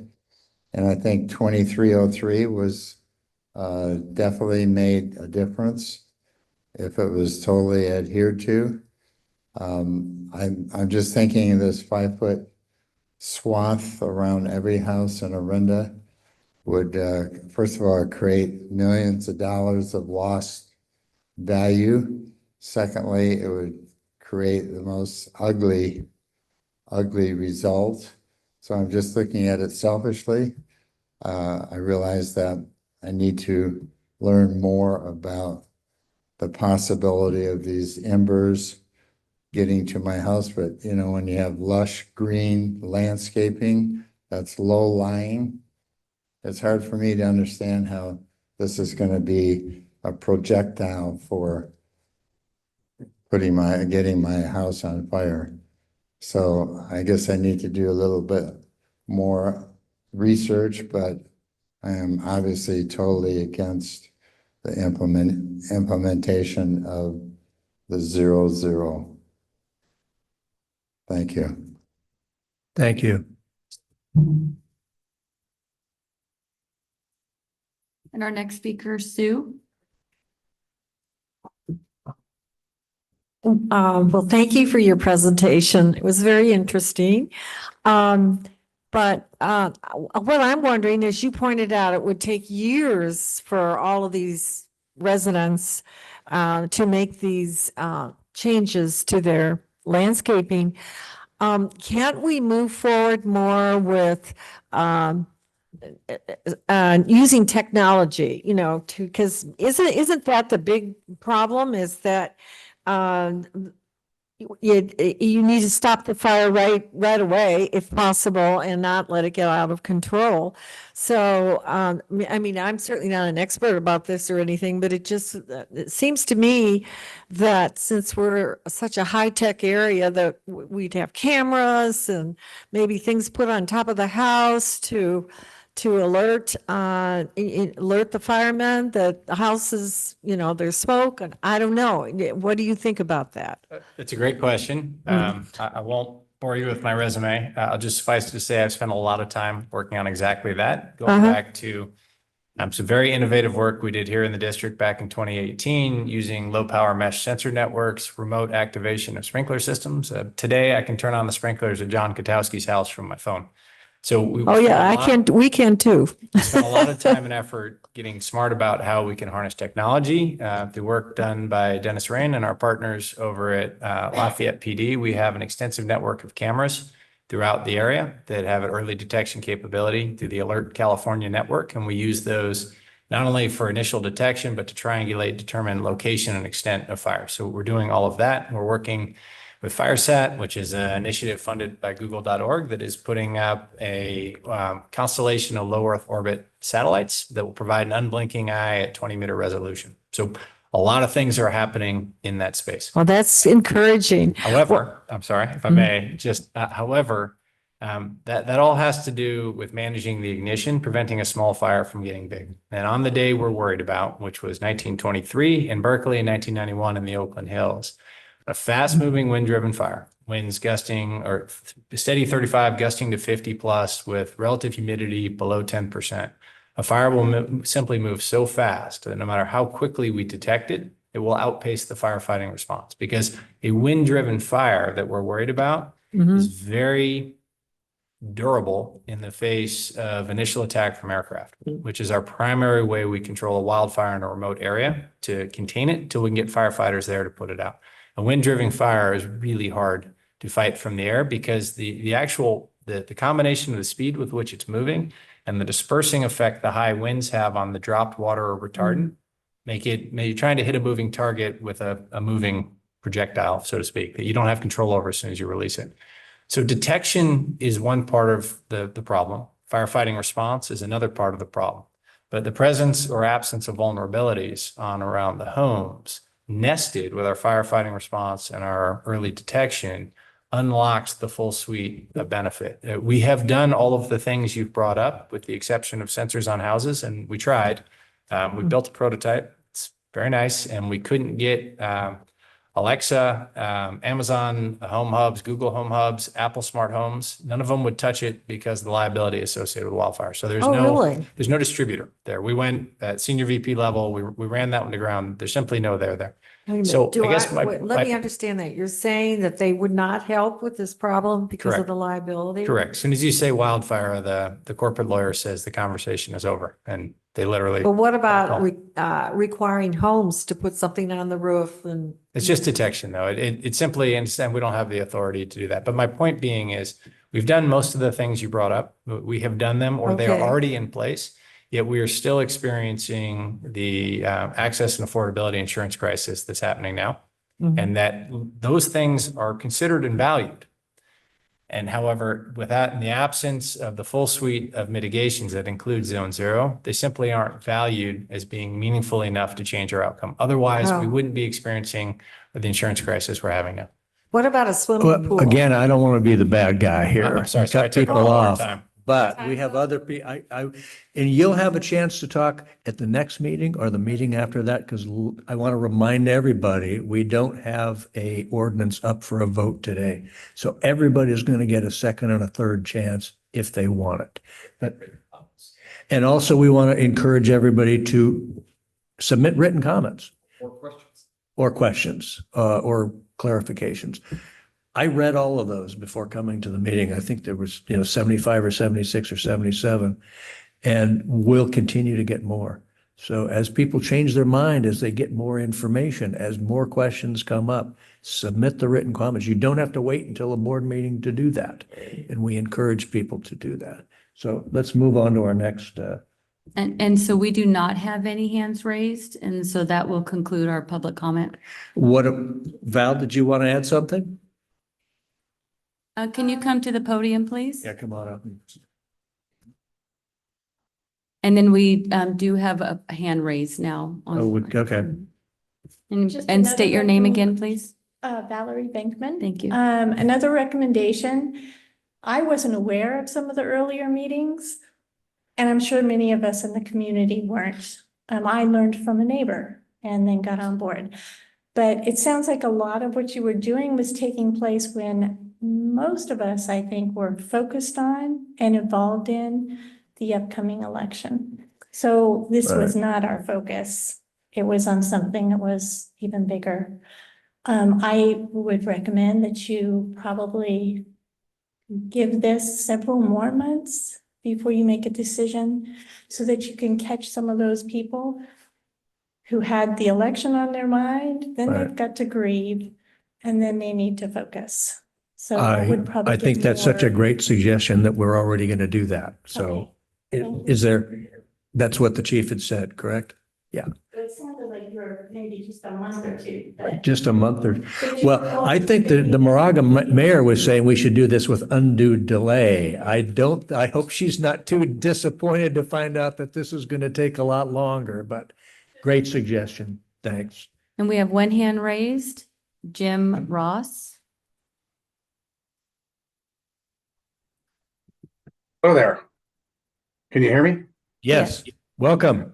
Thank you for your time. I know there's a lot to cover here regarding the implementation of Zone Zero, which I really won't get into right now, but you also. Jim, I just want to let you know, I did read you were one of the ones who did submit written comments. I read your comments and I have those in mind. So go ahead.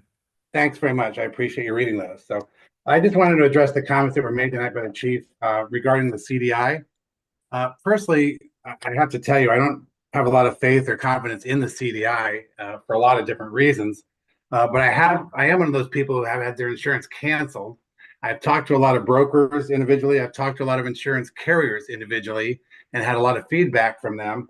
I wondered if it were possible to have anyone address the board or the community from an actual carrier, from an Allstate, from a CSAA, from a USAA, to hear from them what they think about the implementation of Zone Zero and what it might do to affect their rates.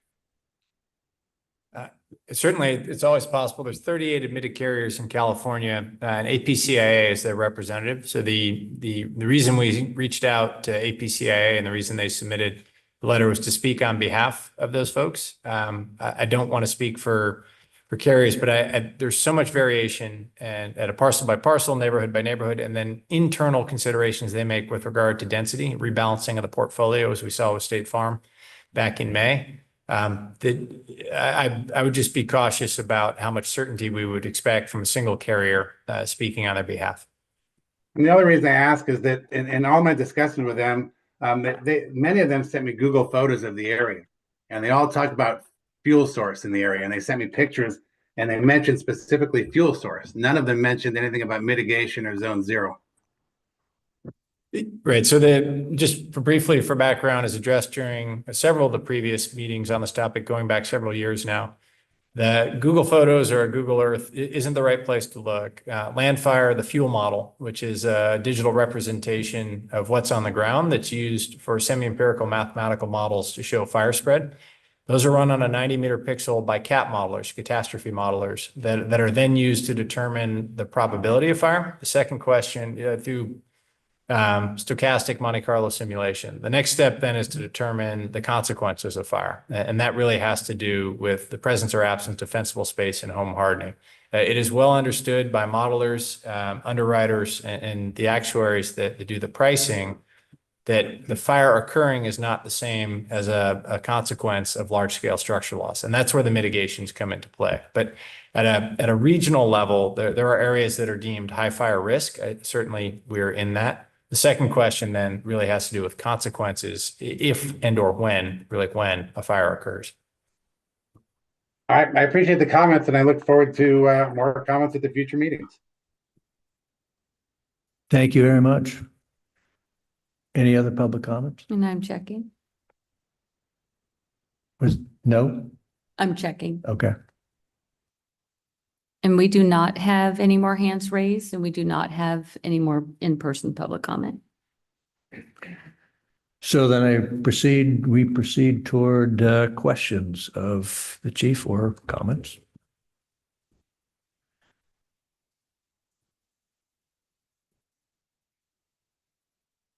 Raise my hand.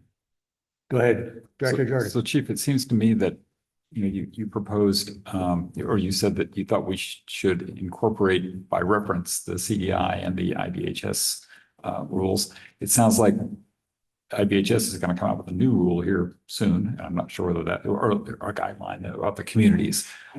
Is there going to be any impact on, or should we, I guess the zone zero is the zone zero by parcel rather than, oops, we're turning the volume up somehow. Need to turn the volume back down. So we should just think about this on a parcel by parcel basis, not worry about communities yet. So neighborhood, not community, sir, they're very careful about Sorry. using the term. Zone zero is universal to all. And IBHS, CDI, and any future as yet unknown neighborhood standard, it incorporates zone zero, and zone zero provides value in any circumstance. Zone zero also essentially overrides the value of other mitigations. And so, and is also, because it's the most disruptive, is going to have the longest tail with regard to implementation. So I would suggest there is unknown, and there are things that we will know more about as the months unfold. But there is a very high degree of certainty that zone zero is incorporated in any of these future as yet published neighborhood standards. So it's what you're looking for guidance.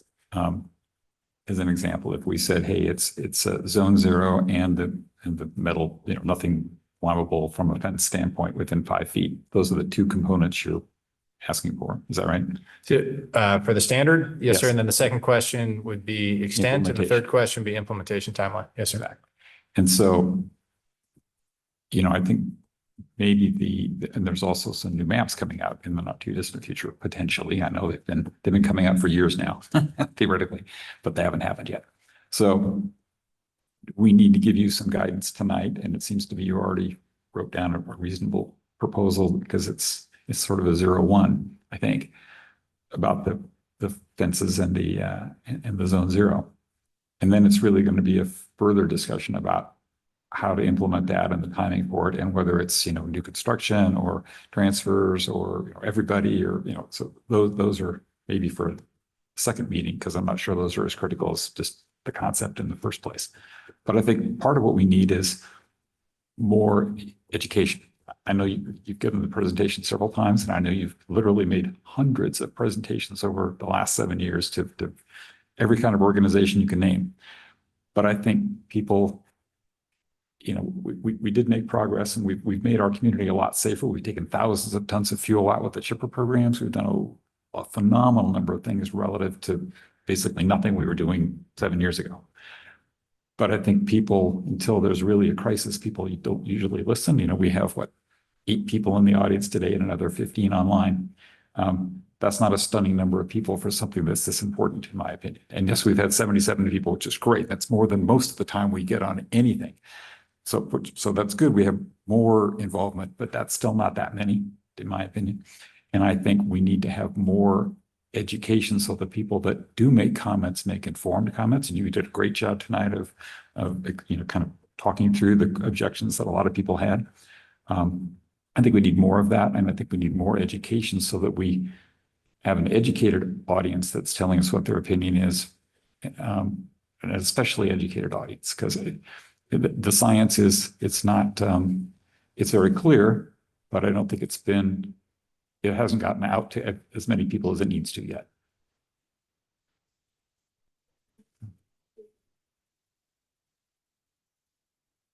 That was it.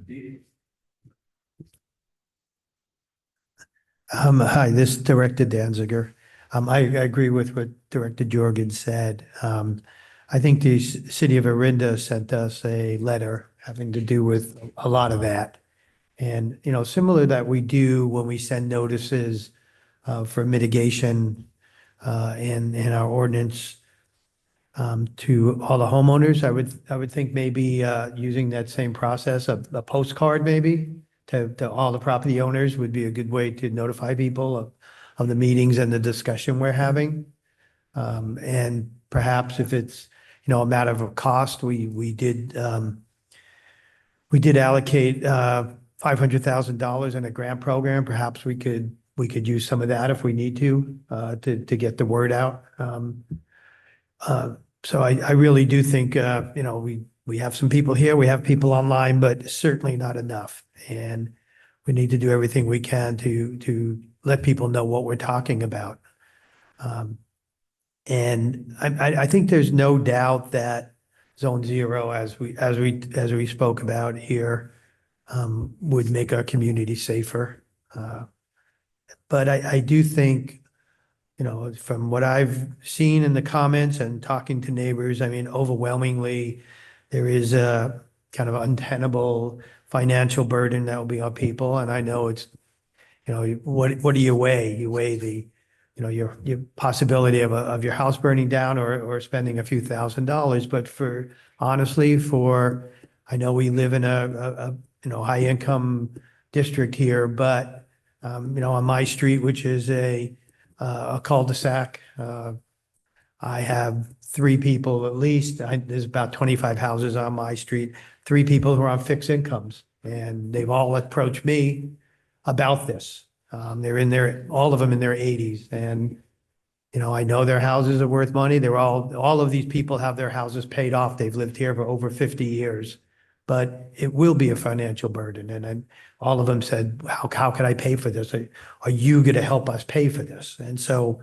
I mean, it's kind of a conflict here right now. We're not voting on anything tonight, but I just think we need to hear from more people. Like someone who spoke here tonight, we do have these large property owners surrounding us. How are we going to get them into compliance as well?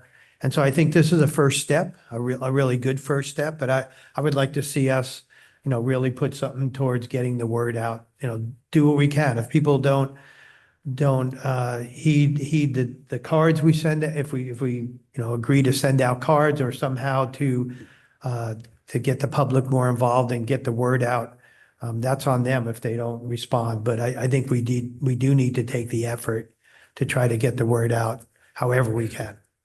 So that's all I have to say right now. Thank you. Yeah. I just, comment. I think some of the things that you outlined in your presentation, Chief, were very helpful, and I agree with the sequencing. But I think it's going to take us a little bit longer to get those in place before we can proceed. Yeah, and I completely agree with Director Danziger that we need to have an education program. We need to advertise it in the newspaper and put links to, I really can't put links in a newspaper, but you can type them at least, that allow people to go here, see the presentations or listen to recordings of the presentations that have been made. I think we need to, as one of the guests here mentioned, we need to talk about kind of the math behind all of it. We need to explain what the costs, if people's rates are going to go up 35% and they can get a 25% discount for doing some of these things, the same people that can't afford to take their landscape out can't afford to pay 35% more for their insurance either. So, there are a lot of mathematical things, I think, monetary things we need to worry about. And I think we need to talk about incentives so that we can make sure that we encourage people to do it or reimburse them for some of their expenses. The city of Orinda already has a program that gives you, I think, $1,000 back in matching funds for work you do. So those kinds of things, we have, $500,000 allocated already to do some of these things. And if this is as important as we all believe it is, it's probably going to cost us even more money to incent people and encourage people and enable people to do some of this work. So, it's their tax dollars after all that we're talking about. So I think that's going to be part of a discussion we have to have. There are a number of things I think we have to have discussions about, but the first part is education. So I completely agree. We need to news articles, talk to the newspaper people about writing articles about it. Next door, all these places can have reason. It's education for us at the moment that's really going to help people understand what the situation is. I was just gonna, Director Hassler, I was gonna agree with though Director Jackson. I think we're getting to that point. There's time needed here. It is something that we want to make sure we get it right for the community. There might be special meetings. I know, this can make a board meeting really long, but it would be great if we had the opportunity to have everybody come and comment, maybe just a special meeting. The other thing, I think it's a very complicated issue. And of the residents of Orinda and Moraga, this might sound bad, but it might be too complex, right? I mean, we need to figure out pithy comments for the maybe unfire science people to understand this. And this would be more, I think it's just part of the outreach. It needs to be something people can understand, or at least it's thought provoking that will make them want to look deeper and come and communicate with us on the issue. You have another? Yeah, I do. Director Danziger here. So this has to do with process, and I think, Chief, you could probably answer this. Right now, we have the 2303 and 2308. Could we, and this is hypothetical now, and I'm just thinking about it, could we adopt, let's just say, the zone 0 for transfers and new construction to amend our current ordinance and do that sooner than later if we wanted to? Yes, sir. Without going into the rest of it. So just thinking about it, right, I've thought about it before I come into this meeting. I would think maybe that's something, maybe we do this incrementally. Maybe we start with that. 'Cause to me, that's almost a no-brainer. I mean, maybe someone's going to come here and tell me I mean, we'd have to define maybe what new construction means. Does it mean, It's regulated by the building code official. Okay, it's regulated by the building code. So, maybe that part is a no-brainer to amend our ordinance even, I don't know, January, February, sometime soon in the new year, to just add that, and then we continue talking about this. Just, little baby steps. That might wake up the community a little bit, and plus, we could also with a postcard, with everything, strongly encourage the rest of the community to do this. I know in my own home, I'll just say this, I do have plants like everyone else. I have fences. We measured 5 feet, and I now have just a string line so when I'm doing planting now, I'm not doing it anymore. I didn't take out my plants that are within 5 feet now, but I do a lot of planting in my house. I'm not planting anything within that 5-foot zone. And I've been looking, I have 2 fences like a lot of people do on both sides of my house with gates. And we've already started looking at ways to replace those gates. And it's not as simple as just going to a big box store and buying a gate. To me, it's a little bit more complicated than that, depending on, a lot of factors. But I think it would be good to start encouraging and if we can, like I said, amend our current ordinance, I think that might be a way to start. I agree. It's a good idea. Well, and it also gives people an idea that, if they're going to go do if you set out the cards, you can say, hey, we're thinking of doing this. If I were going to go do a large landscaping project in the face of that, I would at least ask a lot of questions and think really hard about not planting stuff, either delay it or not plant stuff that close right away, at least, which it'd be helpful. I took out a Nandina last night, my wife's in mourning. I'm doing. I got 5. Your speaker. Speaking about it. Excuse me, this is Director Romer. As I recall, on Director Danziger's point about phasing this in, when the chief made his presentation, I recall that it was his suggestion, if we think about this, is not only are we going to phase in the opportunity for public comment and education, but the dates that you mentioned were June 1st for new construction, of June 1st of 2025, June 1st of 2026 for real estate transfers, and June 1st of 2027 for what I think would constitute the bulk of the rest of the community, which is the WUI. That's almost 2.5 years from now. That certainly sounds like it's phased to me. And my concern is that there are some members of the community, such as the Moraga mayor, and I think the unanimous position of the Moraga City Council, is that that's risking something by delaying it too much. So we have to find that balance. And education works both ways. I'm learning from among these 77 comments that multiple folks have mentioned wood shake roofs. And I think they have a good point. And I think the chief mentioned that as well. So I'm wondering if it would be a good idea for this board to discuss and provide guidance to our council and to the chief to consider writing a letter to the Orinda City Council, whether or not we need to do it to the Moraga City Council or not. It might be a good idea as well. My understanding is that both the city of Orinda and the town of Moraga have the authority to regulate wood shake roofs. Is that correct? Yes, sir.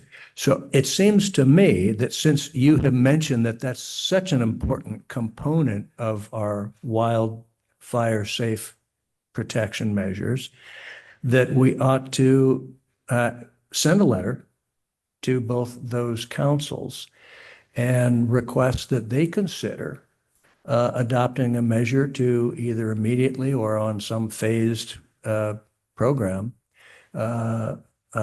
regulating wood shake roofs. It's not only for the safety of the folks with the wood shake roofs, but it's for the safety of their neighbors who, as you so eloquently described, are endangered by structure fires from the homes that would be enveloped in fire because the wood shake roofs catch on fire.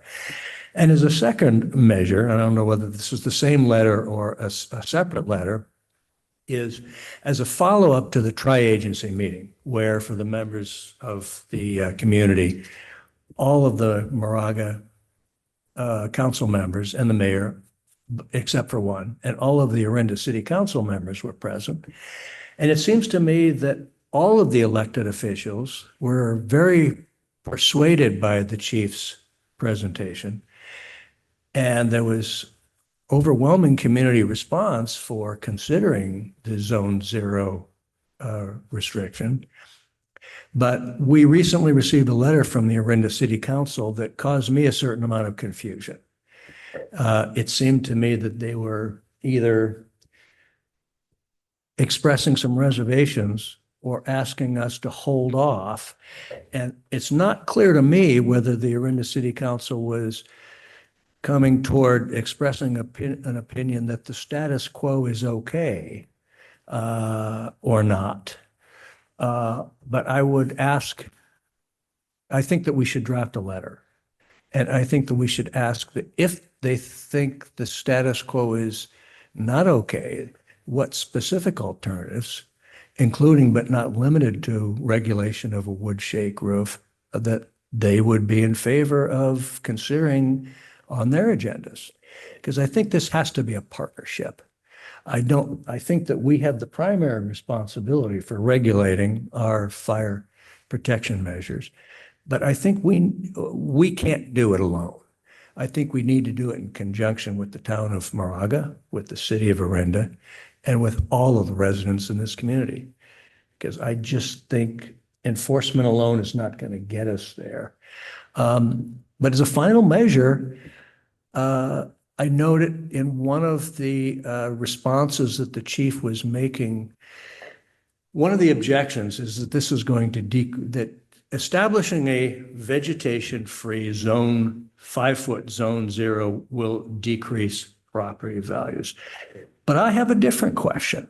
I have the question as to whether if we don't enact a vegetation-free 5-foot district, is that actually the greater risk that it results in a decrease of property values? We know anecdotally that that real estate agents are having the biggest problem with transferring properties now is that it used to be obtaining homeowners insurance for a new owner was pretty much pro forma. Now they are reaching out and contacting 10 different insurers, and that is starting to hold up property sales. That to me is very concerning, because that seems to me to be an indication that what we're facing in the future is the possibility that property values decrease, and that even people who have been willing to move into this community for our excellent schools may be deterred by the probability that we move too slowly on these measures. Do you have any comment about that, Chief? Is that a concern for you?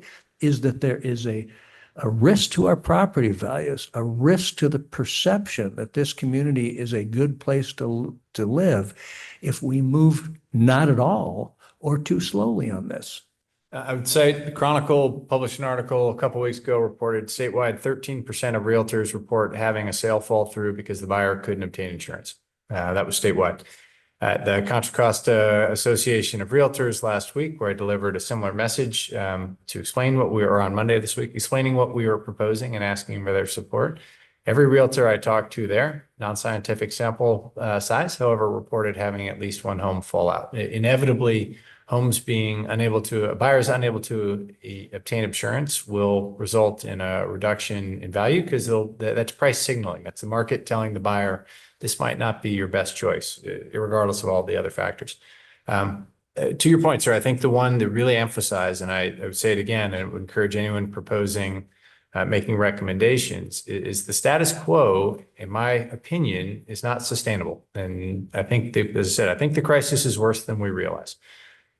And if the status quo is not sustainable, then we need to think about specific alternatives. And those specific alternatives need to be researched, they need to be vetted, they need to be based on the science, on the peer-reviewed and published research, and on the regulatory actions that are being taken. I've been, as was mentioned in the proclamation, I've been in the fire service for 21 years. I am an expert on this. And what I'm recommending is what my personal experience from observing fires, my research, my time in this seat, with 7 years of fretting about this problem night and day, my work at Stanford, working with academics, and all of the people I've talked to who have written the peer-reviewed papers, who I've called to make sure I'm reading it correctly, all of them have pointed at the same thing as the one piece that we need to unlock all of the other good work we are doing.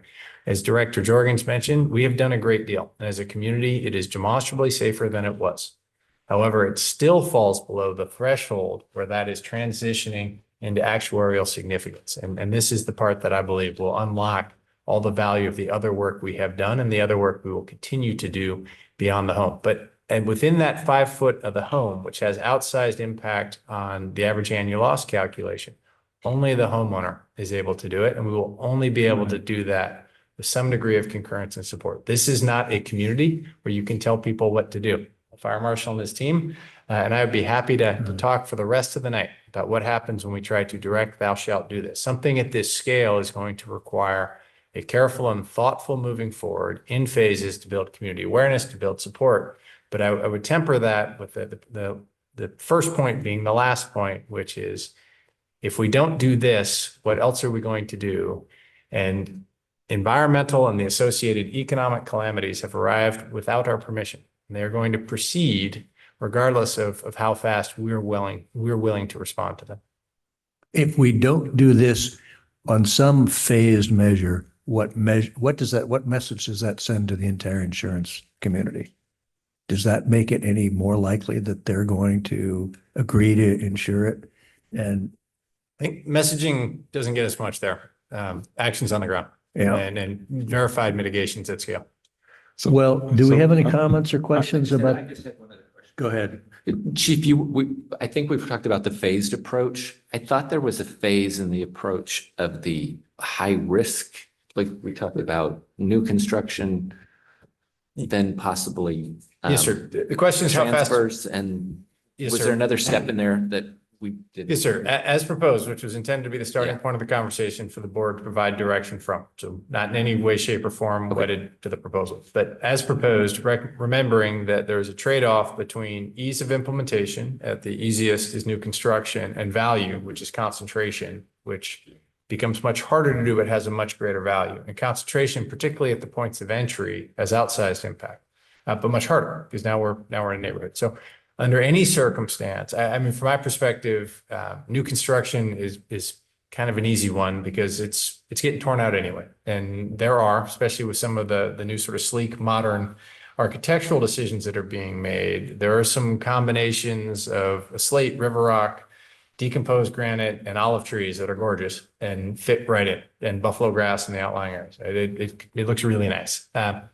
So that's an easy one, but there's not a lot of value in that. That would be a step, though, and be a process through which we can learn. Property transfers would be a little more onerous, and there are going to be a few circumstances, although certainly not all, where there's beautiful, well-maintained, very thoughtful, award-winning landscaping that would be modified. So more painful, but not particularly value, but also a larger size. And then lastly would be applying to fire hazard severity zones, very high fire hazard severity zones, as they exist today. We don't know what the future maps are going to look like, and I wouldn't suggest the board bind itself to future action on a map that we haven't seen. That's going to be really hard, though, because now we're talking about new neighborhoods, and there's a very real question of capacity, and that's our capacity to ensure that folks have all the information they need. They've had all the chances to ask the questions. They have had a district representative in their driveway, probably on several occasions, to explain everything so they can move with certainty.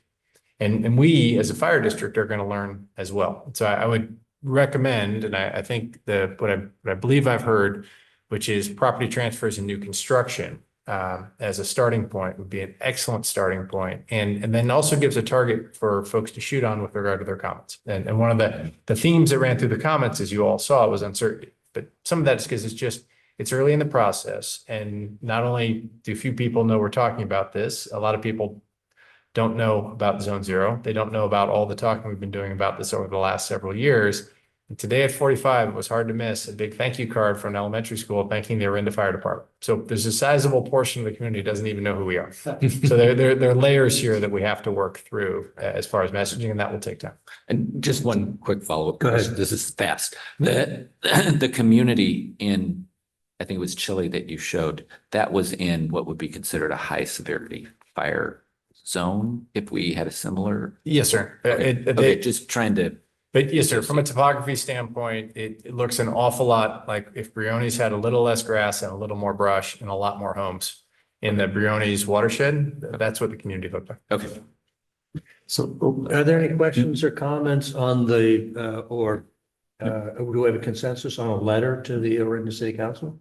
that's fine, but I had a different, Go ahead. different Sure. question. Chief. So if you're looking for guidance, Chief, it seems to me that we maybe, and along with Director Danziger, maybe we give the approval in phases. So we could do sort of the low hanging fruit, which is the transfers and the new construction first, because I think there are other, there need to be maybe incentives and there need to be, more education things when it applies much more broadly. And so maybe it's an easier thing to approve. You have to come up with what it is we're approving, but I think we've agreed on that. You approve the other things relatively quickly, but have much more discussion about how to do the rest of it. And as far as that goes, eventually, if to do the rest of it later, but at least we'd be doing something. Yes, sir. I couldn't agree more. There'd be no particular advantage to binding a future board to decisions with all the uncertainty and unknowns. And that nothing could go into effect until there was future board action. So there would be very little value to tearing your way through that thorny problem now, rather than waiting until we could move forward informed by the lessons learned by a phased, much smaller scale property transfer and new construction implementation.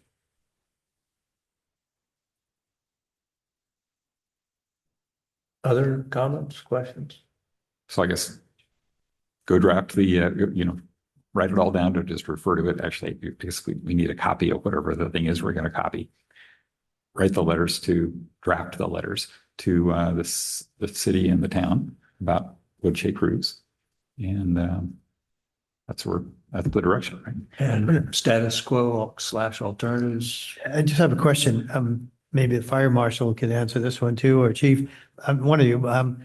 Wood shake roofs, is that really significant? I mean, I don't see very many around anymore. What do you think? I mean, is there wood shake roofs? People still have them? Well, yes, sir. They're not very many of them. Yeah. But the way the code is written, not our code, the building standards code. Yeah. You can repair as long as it's less than 50% in a single year. So on January 31st, you could replace, or December 31st, you could replace half the roof, and January 1st, the other half, and that counts as a repair. Okay. So there's a small number, but the ones that we have are in really rough shape. And they represent an outside risk. They're also highly visible, and people are not wrong to say they represent a fire risk. So, but I mean, it seems to me that we can just say, the city and the town could just say, you have to replace them. You can't repair them. I know in Tahoe, for example, if you have any kind of roof, it doesn't matter what kind of roof it is, if you're doing more than 5%, it's a new roof. It doesn't meet all the new codes. Yes, sir. San Rafael in 2022 passed a ban on existing wood shake roofs outside of a permit required event, saying they had to be removed no later than 2027. Ooh, can you actually make people take things away, even Their city attorney appears to think so. Yes, sir. wow, okay. That's even better. All the ones I've seen are old. Really old.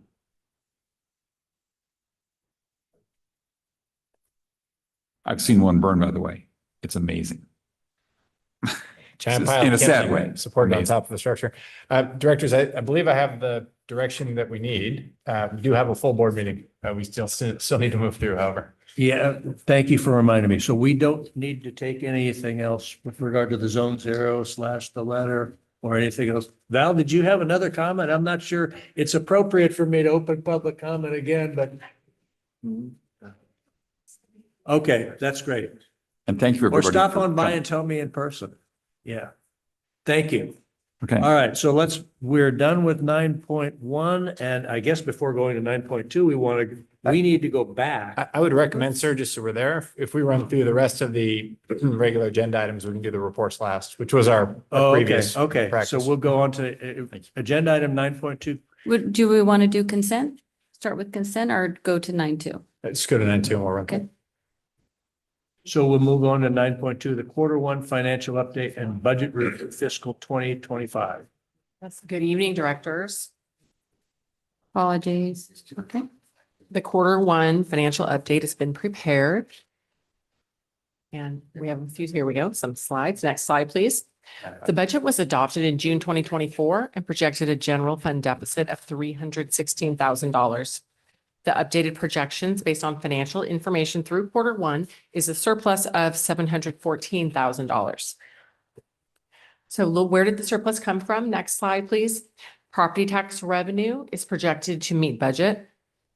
Based on Q1 results, ambulance revenue is projected to exceed budget $415,000. Wow. Q1 ambulance transports increased 18% over the prior year.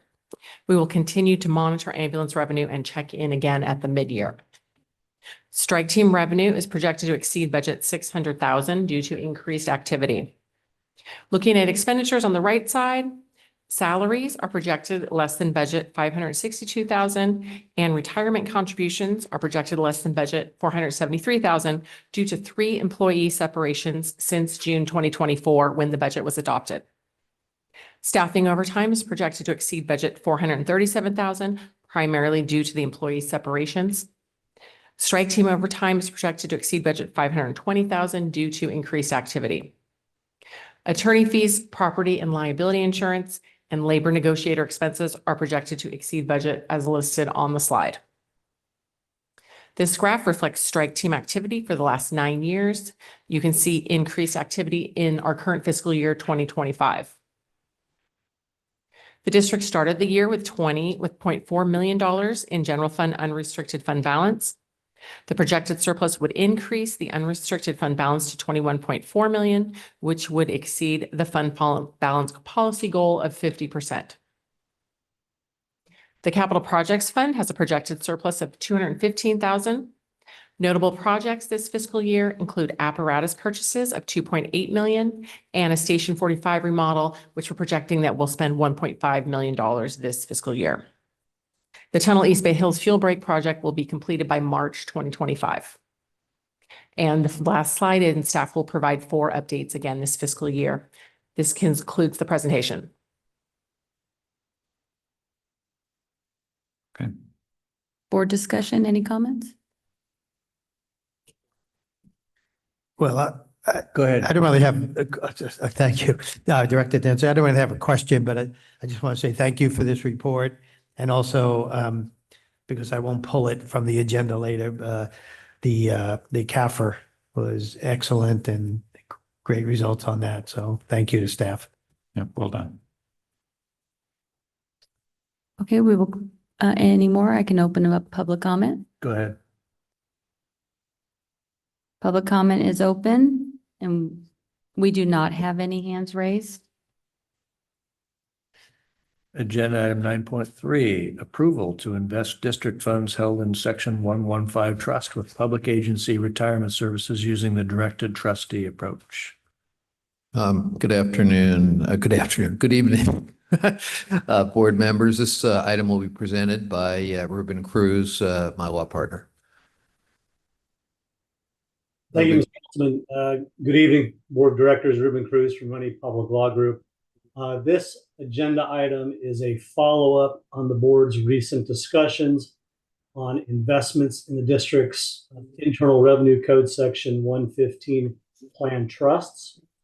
And for purposes of background, there are 2 trusts. One trust serves to pre-fund the district's obligations or post-employment benefits other than pension benefits, usually called an OPEB trust. And the second trust serves to pre-fund the district's pension obligations and provide stabilization of the pension rates. And that's usually called the Pension Stabilization Trust.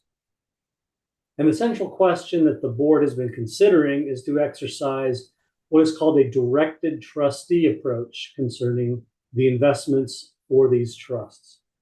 And with this approach, the board would exercise more direct involvement in the choice of those investments.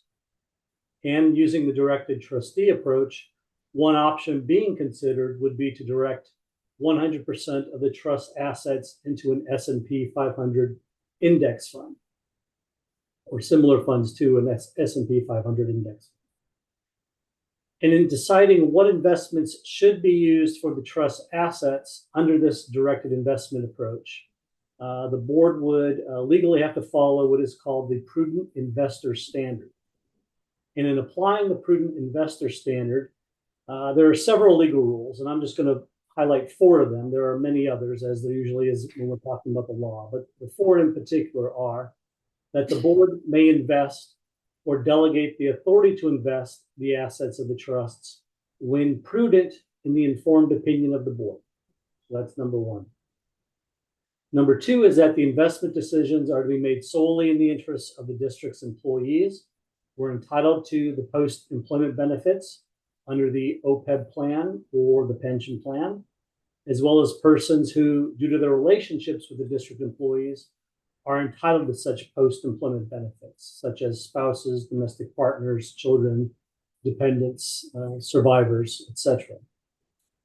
Number 3, the investments are for the exclusive purpose of funding the district's OPEB obligations and pension obligation and defraying the associated reasonable expenses. And number 4, which has been the most, we've talked about the most, is that the board shall diversify the investments of the trust so as to minimize the risk of loss and to maximize the rate of return, unless under the circumstances it is clearly prudent not to do so. Now, we are aware of one public agency in particular that I'm aware of, Solano County, has adopted a directed investment approach for its Section 115 plan trust. I believe there's another one as well, but I know a little bit more about Solano County. And for Solano County, the Board of Supervisors delegated investment authority to the county treasurer and also adopted a written detailed investment policy. And in that policy, the board basically established a menu of both fixed income and equity security investments that would be available, and also establish the maximum allocations that could be placed in each type of investment. District Counsel John Holtzman spoke with an individual with expertise in the area of investment strategies and on following the prudent investor standard. And I'll let Mr. Holtzman provide additional information, but suffice it to say that the information obtained from the expert indicates that there may potentially be issues with diversification if 100% of the trust assets are allocated to an equity securities fund similar to the S&P 500. Of particular note was that, number one, while the S&P 500 is diverse in the sense that there are 500 companies, they are heavily weighted towards the biggest companies, which are mostly in the tech industries. And secondly, such an investment approach focuses on highly correlated assets with little consideration of the non-correlated assets. Of course, this, again, I'm just repeating the conclusions that came from the investment that Mr. Holtzman spoke of. Now, this does not mean that the board is prohibited from investing a substantial portion of the trust assets in a fund or funds similar to the S&P 500. Such a decision may be prudent and consistent with the interests of the beneficiaries of the trusts when supported by the informed opinion of the board. Mr. Holtzman also contacted the district's investments advisors at PFM, who indicated there is some additional flexibility to increase the district's investments in the S&P 500 along with small and mid-cap stocks. So should the board wish to proceed with a directed investment approach, the board may want to adopt an approach similar to Solano County by approving a detailed investment policy that identifies allocations for types of investments and with obtaining input from the relevant experts. The board, of course, is not required to adopt the same allocations as Solano County, but may adopt such allocations as prudent in the informed opinion of the board. I'll now turn it over to Mr. Holtzman for any additional information, and I'm certainly happy to answer any questions that the board may have. Thank you. I think Ruben kind of summarized it all. I think probably ready for questions from the board itself. Director Jordan.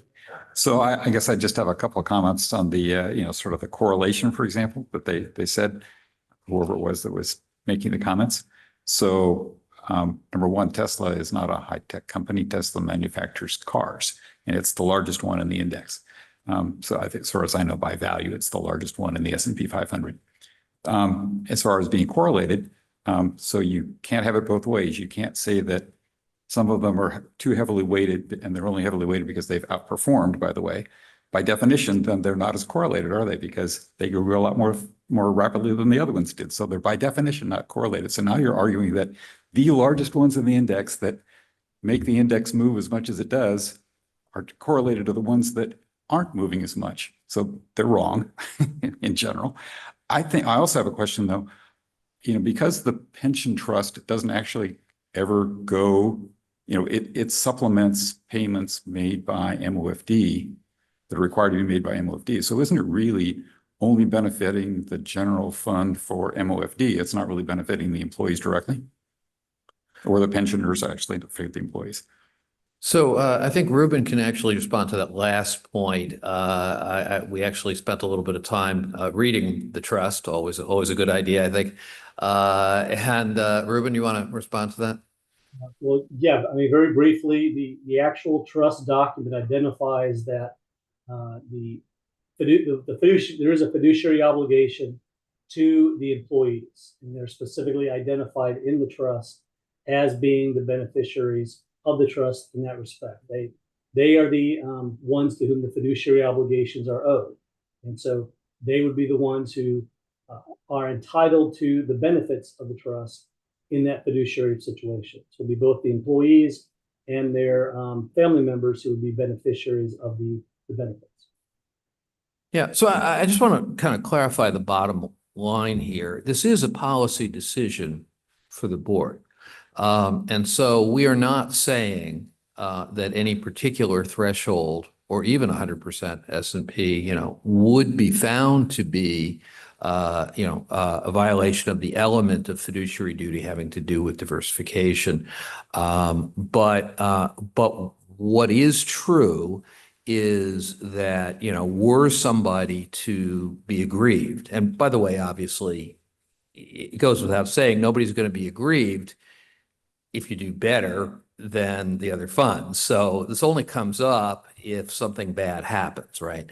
But if that were to happen, and somebody were to sue, whether it be an employee or a member of the public, et cetera, the issue, the question would be, because this is an unusual strategy, and I'm a believer in innovation. And really this district and chief's time here, et cetera, is a, testament to what innovation can do in government. But if that were to happen, one of the issues is it is a very unusual strategy that I think it would be important to find some kind of investment advisor, et cetera, who could recommend that strategy or at least defend that strategy. So, I have to say it's a little bit of a frustrating position because on the one hand, the case that Director Jorgens has made, I think is at least, I'm not a financial expert, but seems very persuasive. And on the other, the law is very clear about the existence of the fiduciary duty and about diversification as being one element of that duty. Well, so we currently don't have any investment in bonds because we specifically directed our fund manager not to do that. We don't have any investment in overseas assets because they're not correlated to what our liabilities are correlated to. So we're already only invested in U.S. equities in the first place. So now the question is the portfolio that they currently have more diversified than the S&P 500 is, and have better risk, lower risk with higher returns? And the answer so far is no. Because in the last at least 15 years, their lows have been lower than the S&P 500's lows. In other words, when things went down, they went down more, which is the definition of risk, and their highs have been lower. So in reality, their portfolio was more risky than the S&P 500 is. And I'm going to guess they have less than 500 stocks in it, so it's probably less diversified. So what are we arguing about? I'm sorry. Microphone, please. Excuse me, the last that we checked, they said that they had 57% of that trust in the Standard & Poor's 500, correct? Wasn't it? My understanding, and we're about to look up the exact numbers, but my understanding is a very substantial portion is in equities, and of that, a substantial portion is in the S&P 500. Based on my conversation with our investment advisor from PFM, he says that we have 5% in cash or bonds. This is, We have again, the right to have that. yeah, I mean, that's the allocation in any event. That we have 8% in foreign stocks, not in developing stocks, but in foreign. So, I think his point is that among his clients, we are already, from the standpoint of the amount of equities that we have in our portfolio, at a very, very healthy number. And I don't think anybody really disputes that piece. It's really a question of that last sliver, right? The last 20%, I'll call it. I also think, based on my conversations with him, that as between large cap and small and mid cap, he certainly favors some diversity in that respect, diversification in that respect, and we have some. Here we go. So we have 4.42, we have 1.1%, basically. I'm going to simplify, in cash equivalents. 4.5%, again, I'm rounding a little bit, in fixed income, 87.94% in equities, And then we have REITs, real estate REITs, 6.32. That's the one I was Which is missing. just crazy. but that's okay. So although I will say REITs. that our return on the REITs was very high in the last period. So it was actually just 2% below the return on the S&P, I think, or 2 or 3% below. So look, I'm not, first of all, I'm not I don't think you hired me for my investment expertise. And if you did, you really hired the wrong guy. But so I'm not, I take it at face value that we may, in fact, be leaving money on the table. I think that the decision for the board is, is really, quite honestly, one of balancing risk and benefit, and that is a policy decision. Have we gotten a quote on the D&O insurance? I know I signed a letter asking for a quote on that. Right. Yes. So just at 4:15 today, I've got from them. So it said that for $10 million of fiduciary liability coverage, annual 1 year will cost $19,336. Wow, we need to find another bid. That's what? I just bought 15 million for my HOA, which has, and it was, I don't know, $8,000. So we need to get more than one bid. So we need more information. Yeah. Even that number would make it relative to the amount of money we left on the table with our current portfolio.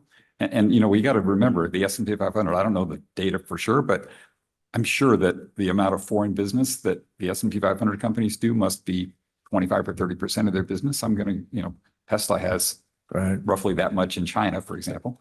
So we already, the S&P is diversified by industry. It's diversified domestically and internationally. It's diversified by, there are companies, I'm sure there are real estate companies in it. It doesn't mean we can't put 10 or 15 or 20% of the money into the Russell 2000 or something. If you want to get the small and the mid caps, that's great. But the point is, we're the current portfolio mix that we're having and the selection of stocks that we have is underperforming. And I don't remember the numbers from the last meeting we had, but by, I don't know, 25 or 30 or 40%. That's a crazy number. We're leaving like $1 million a year on the table. So the $19,000 insurance policy is rounding error. And Ruben has raised his hand. Go ahead. Yeah, just very briefly. I mean, I certainly concur with what Mr. Holtzman's comments have been. This is a policy decision for the board, and Director Jorgen, all of Director Jorgen's comments are well taken. I certainly do not dispute any of that because I'm probably even less of a financial expert than Mr. Holtzman is. But I think as far as for the board's further action in this regard, it certainly is an option that's available. And I think the best I can say is that any decisions by the board, is what the law says, needs to be based upon the informed opinion of the board. And so what the board could consider doing is adopting an investment policy or strategy that addresses all of the issues that certainly Director Jorgens has presented and is supported by evidence at the time when the board considers it. And that policy could then be used to help guide future decisions moving forward if the board should decide to take a directed investment approach. That is certainly one option among many that the board can consider. One more question. So, Mr. Holtzman, you had thought you maybe could go to the existing portfolio manager that we have and see if they would be willing to have a more restricted set of guidelines? Did that? Yes, and it did, and I think there is some room there. I would also say this, if the board is unhappy with this investment advisor, another thing the board could do is put out, an RFQ, not an RFP, but an RFQ, stating kind of generally what the board's goals are and see, if we can get a different investment advisor. I mean, the cost of the investment advisor has not been that high, as I understand it. I don't think that's really the issue. It's really the question about the judgments that you want the investment advisor to make. That would be another possibility. He's not the only investment advisor in the world.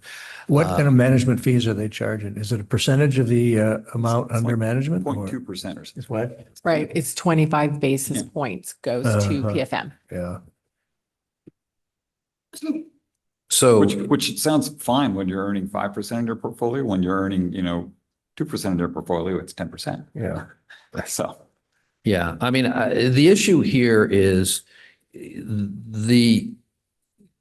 for the board to demonstrate that it has exercised its fiduciary duty, that the process by which you make decisions will be examined. And so having an advisor who supports your decision would be important to that analysis. I would also say just from a. I agree. And I see Director Hassler Yeah, and I'd nodding also his head. just. I think that's a no-brainer. Yeah. I think we can agree on that. I mean, the other point here is, you happen to be a very, very smart and financially savvy board, but you don't make decisions like this about the individuals in a job or in a board or anything else. There has to be, because there will come a time when even Director Jorgens is not on this board. I know that to me is unthinkable, but the next century. Yeah. Yeah. Even he will at some point not be on this board. And so you have to think about this question in part, with an eye towards what's going to work going down into the future as well. Right. Right. So that's the other point I would make. I agree. So how do we decide who to put the RFQ out to?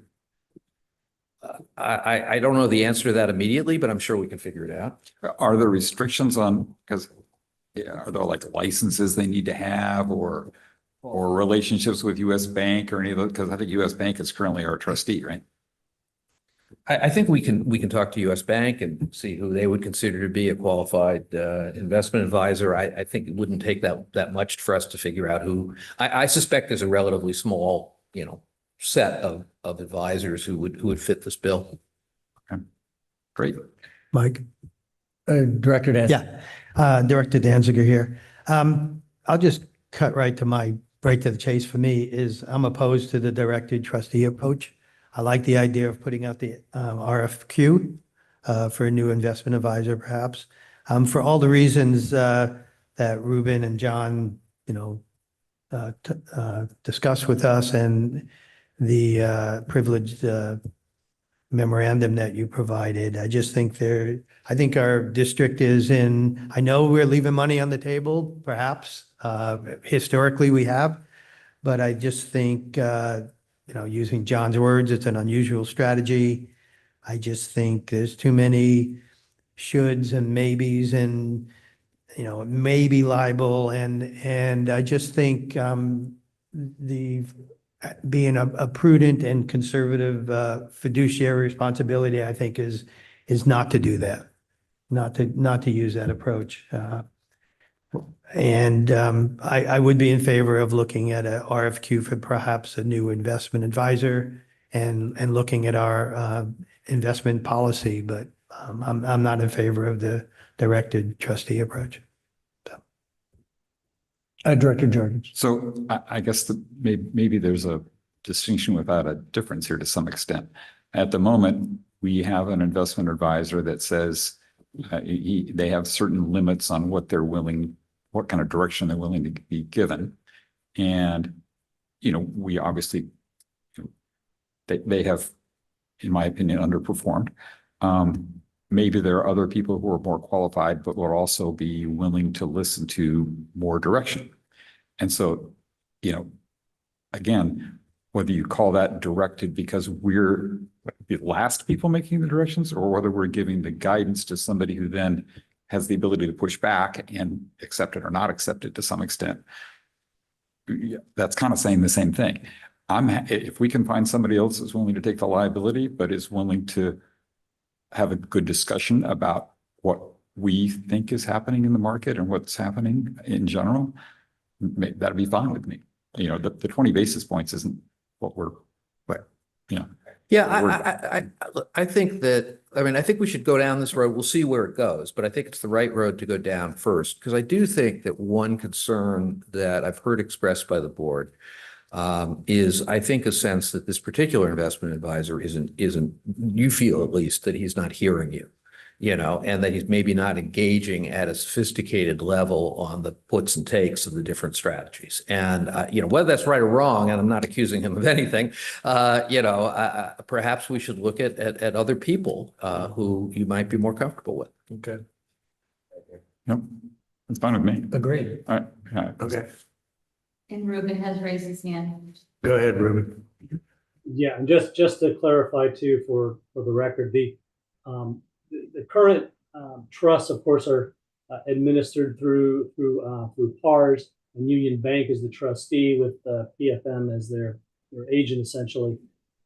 When we say a directed investment approach, just to clarify, we would have to talk with Union Bank, but I think when they say if you want to go with another investment advisor through an RFQ process or whatever, then they would probably say that you're moving into a directed investment approach for purposes of the trust and how it's managed.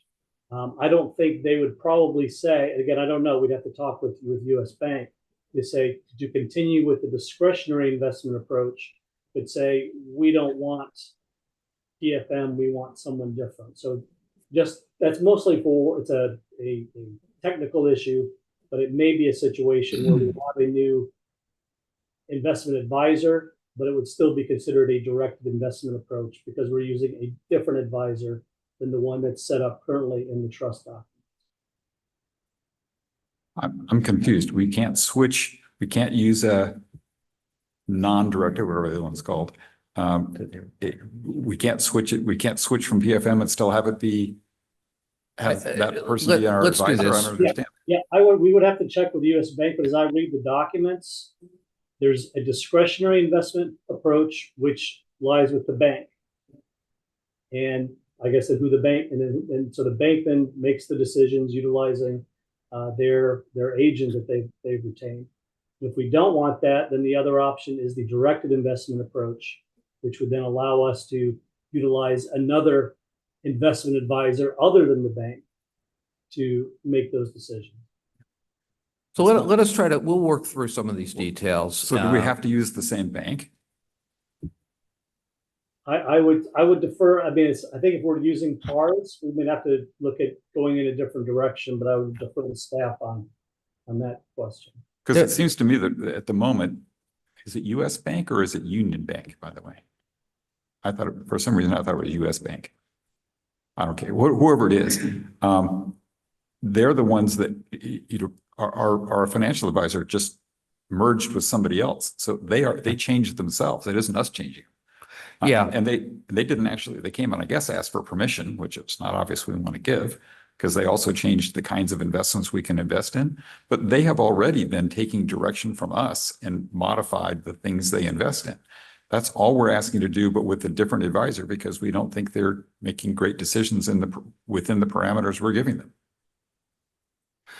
So let us explore one way or another, I know that we can do this, whether it requires us changing the bank or changing the PARS vehicle or changing whatever. I mean, I'm confident, or having a directed approach. Again, if you have an investment advisor, a lot of our concerns, whether it's directed or not directed, are addressed. So let us look at some different structures and we'll come back to you. Right. All right. So we're moving on to, where are we? We're going to open public comment. Oh, sure. Right.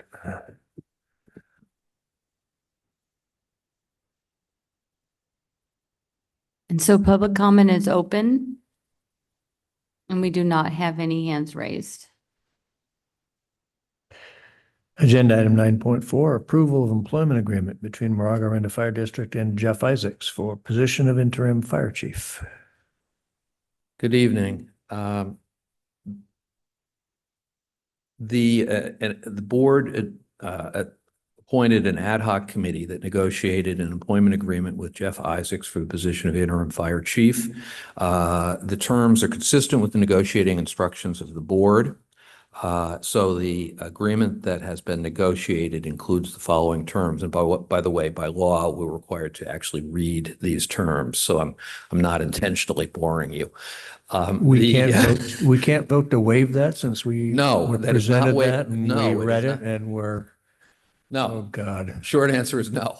Then I have a question. Does the library underground parking lot close and am I locked in already or does that remain? No, I can get out even if it's past midnight? There, okay, good. Well, then fine. We know the fire department, they could get us in. You can go ahead and read it. It's not that long. The term of the agreement is from December 31 of 2024 to December 31 of 2025. The annual base salary is $283,680. In addition, there's a fire retirement allotment of 3.91% of monthly base salary, consistent with all other district employees, which totals $11,100 per year. Automobile, the district shall provide employee with the use of an emergency vehicle for official business only. Vacation, 240 hours per year with a maximum accrual of 500 hours. Holidays, 11 per year. Sick leave, 1 day per month. Bereavement leave, up to 5 days per year for qualifying relatives. That's based on state law. Life insurance, $50,000 term policy, medical plan contribution, the same as other safety employees of the district, dental plan contribution, also the same as other employees of the district, administrative leave, 80 hours, which is subject to being cashed out at the end of the term. Retirement benefit is the PEPRA benefit. It's 2.7 at 57. The employee is by statute required to pay 50% of the normal cost of that benefit. Retiree medical, the employee will receive the same contributions for retiree medical as other public safety employees who were hired after April 15 of 2014. That concludes my report. Questions? Director Danziger. I don't have a question. I just want to say congratulations to our interim fire chief as of December 31st. Thank you, sir. Very excited to serve. We have to approve his contract first. Do we have Anybody else? public? Any further comment? No. Public comment? We will open public comment. And we do not have any hands raised. So I move that we approve the contract as stated. I second the motion. Do we have a vote? Director Danziger, Aye. Director Hassler. Aye. Director Jex, Aye. Director Jorgens, President Romer. Aye. Congratulations. Congratulations, Jeff.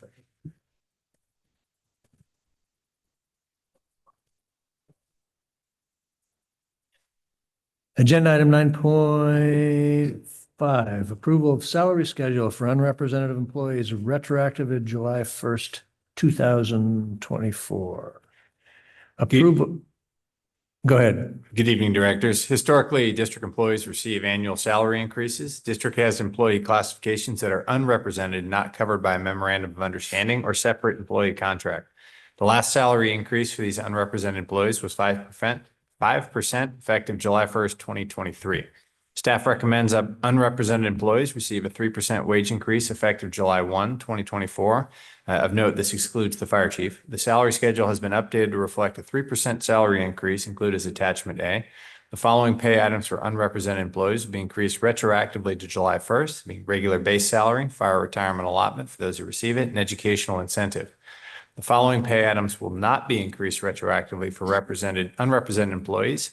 And the following pay items will receive a 3% increase effective the first full pay period after board approval, effective December 1st, 2024. That would be overtime, strike team overtime, and uniform allowance for those members who receive it. Further, the district's monthly contribution for medical insurance for unrepresented employees is a fixed dollar amount, has not increased since July 1st, 2021. Since 2021, the Kaiser insurance rates have increased to 26%. Employees have borne the cost of the increase as district contribution is fixed. Staff recommends the district increase employer contribution for unrepresented employees, excluding the fire chief, effective December 1st, 2024, to a fixed dollar amount equal to 90% of the 2024 Kaiser rate, as outlined in the table below. Fiscal impact, the projected FY 2025 total fully burdened cost of the salary and medical insurance increase is $72,414. Staff recommends approving the attached salary schedule retroactive to July 1st and approve the increase in district contributions for medical insurance for unrepresented employees effective as follows. Employee only 920, employee plus 1839, employee plus 2391. Happy to take any questions the board may have. Anyone? Do we have any questions? Do we need public comment? We open public comment. And we do not have any hands raised. I'll make a motion to approve the salary schedule as listed in 9.5. Second. Second the motion. Director Danziger. Aye. Director Hassler. Aye. Director Jex. Aye. Director Jorgens. Aye. President Romer. Aye. Committee reports. 10.1, Standing Audit Committee, Directors Hassler and Jex. I don't think we have any comments other than that is completed now. Okay, how about 10.2, Ad Hoc Committee Fire Joint Prevention with City of Orinda Directors Jorgens and Romer. So we had a meeting on Monday. Monday. And the vast majority of the meeting was to talk about the Zone Zero. Surprise, surprise. We had several, I don't know, 4 or 5 attendees that, which is unusual, that actually, made comments, and we had a very robust discussion, answered a lot of the same questions that the chief made a presentation about tonight. Everybody encouraged more education, more feedback, involvement in the process. We talked also about other coordination things, red flag days and the things that were happening in the city of Orinda and incentives that we have and their ongoing program for, incentives for fuel reduction and how many tons of chipping their chipper had done. So, it's really an education process for MOFD, between MOFD and the city of Orinda, to make sure we're understanding what both parties are doing with regard to fire and fire prevention, more importantly. And it was very productive, as it usually is, and we're going to meet again early next year. I concur and have nothing to add. So, we've completed 10. We're back to, and correct me if I'm wrong here, we are starting the consent agenda, or wait a minute. Yep. Yeah. That's right. Did I miss something? Nope.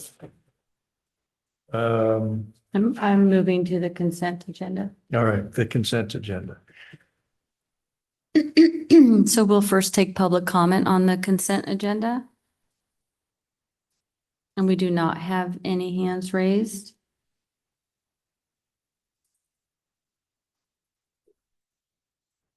I move that we approve the consent agenda as presented. Second the motion.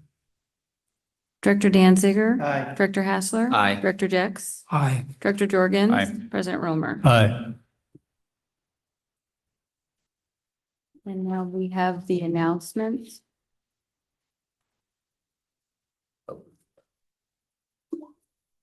Okay, agenda item 6, 6.1, brief information only reports related to meetings attended by a director of district expense. Anything?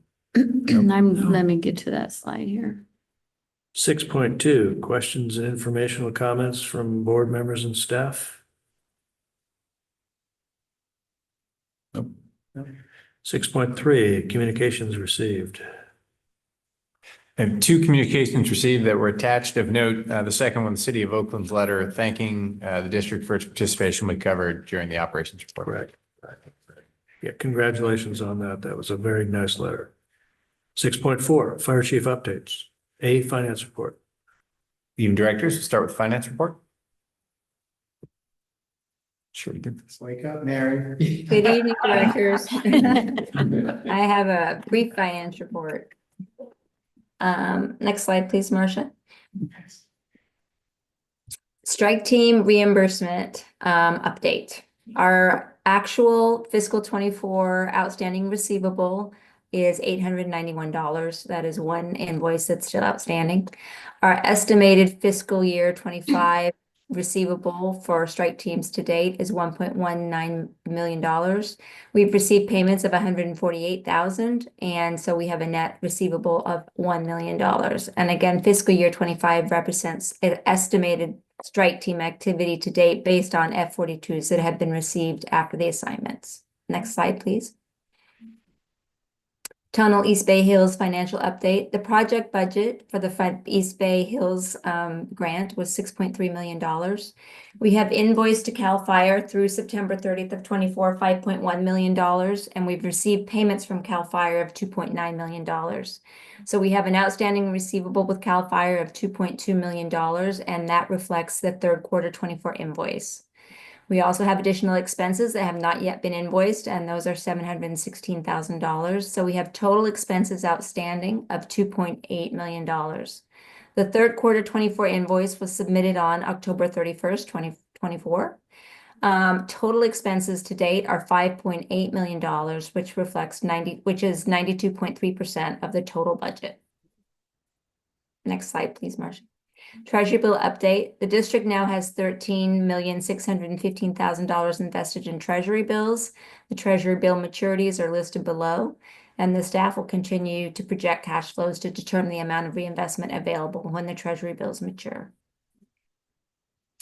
Next slide. Other items. The fee study is in progress, and the interim fire chief transition plan is in progress. That concludes my report, unless there are any other questions. Anyone? Nothing. job. Thank you. Go. We're off to B. Good evening, directors. Tonight I have a recruitment and employment change update. For recruitments, the internal battalion chief application period closed on October 30th. The promotional examination will take place on December 10th and may establish an eligibility list. Christine, are you able to tell us how many? We have one applicant. One. Yeah. For office specialist fire prevention, interviews were hosted in early October. A final candidate was selected and started on November 1st. Finally, the fire marshal interviews were conducted yesterday. So we invited five candidates, 2 withdrew. So we saw 3 people yesterday, and we are working through the process at this time. The 2 withdrew before the interviews? Correct. Mm-hmm. And then for the employment changes, as I mentioned, we have a new office specialist for fire prevention. Her name is Emma Casey. She started on November 1st. And then one of our fuels mitigation specialists, Roberto Sanchez, submitted his resignation effective November 27th. So with that one, now coming up on the winter, will we recruit for that? Fire Marshal Isaacs and I have discussed that, and we spoke about going back and looking at recruitment after the first of the year. Okay. Unless there's any other questions, that concludes my update. Thank you. Okay, thank you. Just that the specialist who left to a position that's in advancement with Central Fire in Marin, is he progressing on it? So this is all part of what we hope to see here, where folks have an affinity or interest in the fire service come in, they get trained up, they have an exposure to some really challenging parts of the fire service. And at the appropriate time, they then move on to advancement opportunities in other jurisdictions. So we wish him the best. We're grateful for all the work he did here, and we look forward to seeing him back here as a fire marshal in 20 years or so. Okay. I just have one more question on that. You know, we had those grant funded positions. What's the timing on that? How much, where are we? We're about halfway or more? Or? So for those grant funded positions, they exhaust on March of 2026. 26, okay. Another year. Yeah, good.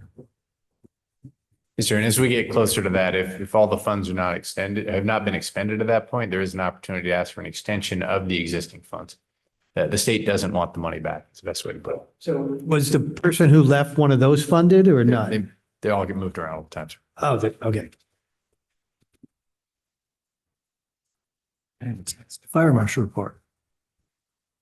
Good evening, directors. Brief Fire Marshal report. The Staff has been working to close out the cases for 24. We have 150 open cases remaining, so they're working to close that out. They've transitioned to chipping, and they've also will be helping Dennis Rain prepare for the prescribed fire and pile burning when they're available. So of note, as I look at the fire marshal report and our property transfers, we did change from a 2-foot non-combustible as our lead violation. We've hit an area where the homes have come in, and our number one violation is the 15-foot clearance over the fire apparatus access roads. So a little bit of different, something to note. But like I said, our big push right now is to close out those 150 open cases, and we have 9 remaining Juniper cases that are open. And most of those were time extensions. So we're just waiting for the time to expire and go out and re-inspect those. One quick question. Good question. Go ahead. So I noticed during the comments on the Zone Zero, there were a number of people that pointed out various locations where there were things that they thought were issues. It might be an interesting list to have somebody drive by and see if we think they're issues too. Just as a thought. Yes, sir. I did a non-scientific sample of a bunch of those, and this happens a lot. People identify something that they believe based on an undefined standard and undefined experience represents an extreme fire danger and should be removed, and then submit complaints around that. The Juniper cases that were specifically cited, and the case with gas cans and other things that were cited, there are no violations present. We can only enforce what we have been authorized to enforce. In the case of Juniper, as part of the negotiation with the city and town back in early 2020, when we were moving forward with fire code amendments, was limited to 10 feet from the roadway or the driveway. And there are plenty of cases at Juniper that are 10 feet and 1/8 of an inch. They are compliant, and they left the rest of it in place. It's been given a haircut and it looks terrible, but it violates no ordinances. So a month ago, the gas station on the right-hand side, I think it's a 76 station at Moraga Way, and I don't know where you turn left to go down to the library, and that there was a gas station there that had within 2 feet across the sidewalk, they had 15 juniper bushes. That's 4 blocks away from our fire station. We'll get a look at that tomorrow morning. And across the intersection on the left-hand side, also kitty corner across, there was also a bunch of juniper that was right up next door too. Well, we get a 2 there, sir. I have one question. Go ahead. So I've asked this question before, and I'm going to ask it again. State mandated e-occupancy. Can you give us a little further? I mean, it just seems like every year it's kind of the same pattern. You inspect in the summer, it's 0, then you go back, it's 0. You still have citations issued. I mean, can you just give us a little bit more insight into that's all our public schools, right? Yes, sir. Yeah. So if you look on the fire marshal report, we have other CFC violations. That's other California Fire Code violations. Those 9 are for the school sites, the e-occupancies. So I met with each of the 3 superintendents, walked them through the violations, the numerous pages of violations. They have made an effort, and we're down from 10 or 12 pages of violations to 4 or 5. So we are seeing progress, but they have been issued citations with fines, and we have asked numerous times, or I have asked numerous times, if you give us a plan that in 30 days this will be done, in 60 days this will be done, we will work to accept that plan as long as it makes sense and it provides for the safety. As of yet, no school site has offered us a written plan. So citations are there. We report to the office of the state fire marshal. Our schools are non-compliant with the state fire marshal's fire code, and citations have been issued. We will go back out in 25 and start the process all over again. And we're trying to educate them as to what the requirements are. Some of it's budget, that they need to reallocate part of their budget to fix some of the stuff. Some of it's just, I'm not sure what it is, why they fail to comply. So I'm assuming, I don't know what the violations are, but I'm assuming they're not life-threatening violations, like lights out and exit signs and fire extinguishers, things like that more, or? I mean, Some of the violations, yes, sir. There are no major life Okay. threatening that would we wouldn't leave the site until those were corrected. Okay. There are issues with fire extinguishers on the state fire marshal tag in California Code of Regulations, Title 19. It requires a signature on the back of that card every 30 days or once a month. We cited them for that as direction of the state fire marshal's office. So the fire extinguisher is compliant. It has the necessary tag. It doesn't have the necessary signature. They have staff in the rooms every day. There's custodial staff, teaching staff. Not my job to tell the, principal how to allocate their staff time, but they need to comply with that and sign that card.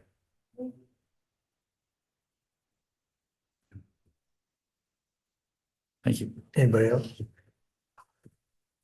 Okay, D, Tunnel East Bay Hills Fuel Break Project. Good evening, directors. Real quick report on the fuel break. I'm probably the only one in the room that wishes the rain would have held off a day or two. We had planned for our crew to finish up work, our contract crew this week. They were able to work Monday, Tuesday, and they shut down today due to the rain.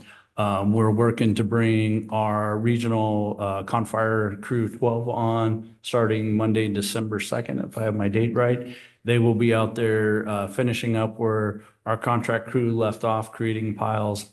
Budgetary wise, we are on the glide path out. We will have everything expended before the close of the grant, March 15th of 25. Our project coordinator will be out in December walking and mapping the project. I anticipate an increase in the original acres that we put in for. Hopefully we will exceed that by a couple hundred acres. So we'll be able to report back to the state that we exceeded what they gave us the money for. So we'll have a very detailed report going into February with pictures, mapping, and GIS data. Happy to answer any questions that the board may have. Yes, sir. So given that it's raining now, or no pun intended, but is tennis going to have the ability to burn any of that still? Or do we put the wax paper or whatever it is over the piles and all that? So yes, sir. We're putting paper over the piles to keep it in the conditions that working with Dennis, we'll have crew 12 and our specialists out there doing those pile burnings. Right. Home hardening grant program. So we had an update for the prescribed fire. That's not on the agenda. Okay. Yeah. Here I am. Welcome. Yeah, good evening, directors. Just a quick update on some of the things we've been doing in prescribed fire. That couple of photos here, we've recently completed 2 prescribed fire projects. One, we were just talking about the school districts. This one was at Wagner Ranch Elementary School at the Wagner Ranch Nature Area. A couple of things of note. It also helps to maintain the North Orinda shaded fuel break. And working with Crew 12 from Contra Costa County Fire and our folks, we were able to burn underneath these very special specimen oak trees in the Wagner Ranch Meadow.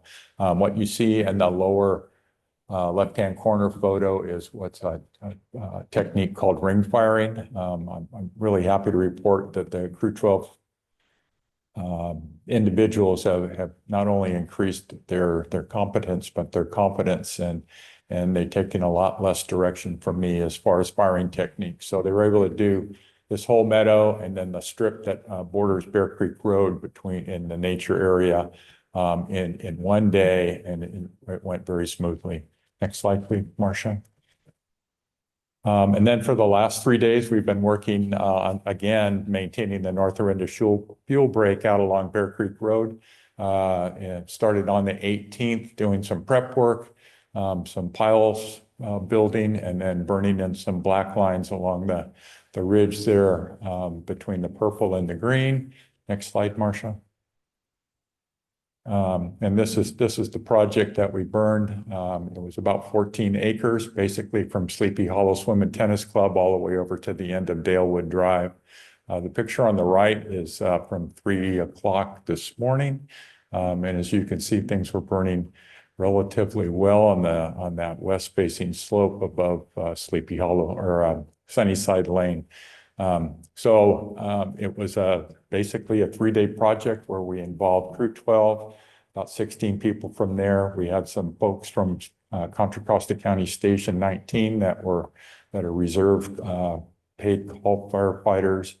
And then, of course, the MOFD engine crews came out to support all the operations. We even had a student from UC Berkeley School of Journalism that's writing an article on wildfire fuel or wildfire mitigation that wanted to do a piece on prescribed fire as part of that. We started on the 18th, got the prep work done, burned in some black lines, did most of the burning yesterday under very good burning conditions. We had a southeast wind that blew all of the smoke out over Briones Reservoir and points north and then into Sleepy Hollow. And the previous time that we attempted to burn part of this, we didn't have those conditions. We're blowing smoke down into the neighborhood and eventually down towards Sleepy Hollow Elementary. So we stopped burning at about 1 acre. Again, this 14-acre project is just one example of waiting and being patient, using the right tools and a combination of crews and people with some experience to get work done.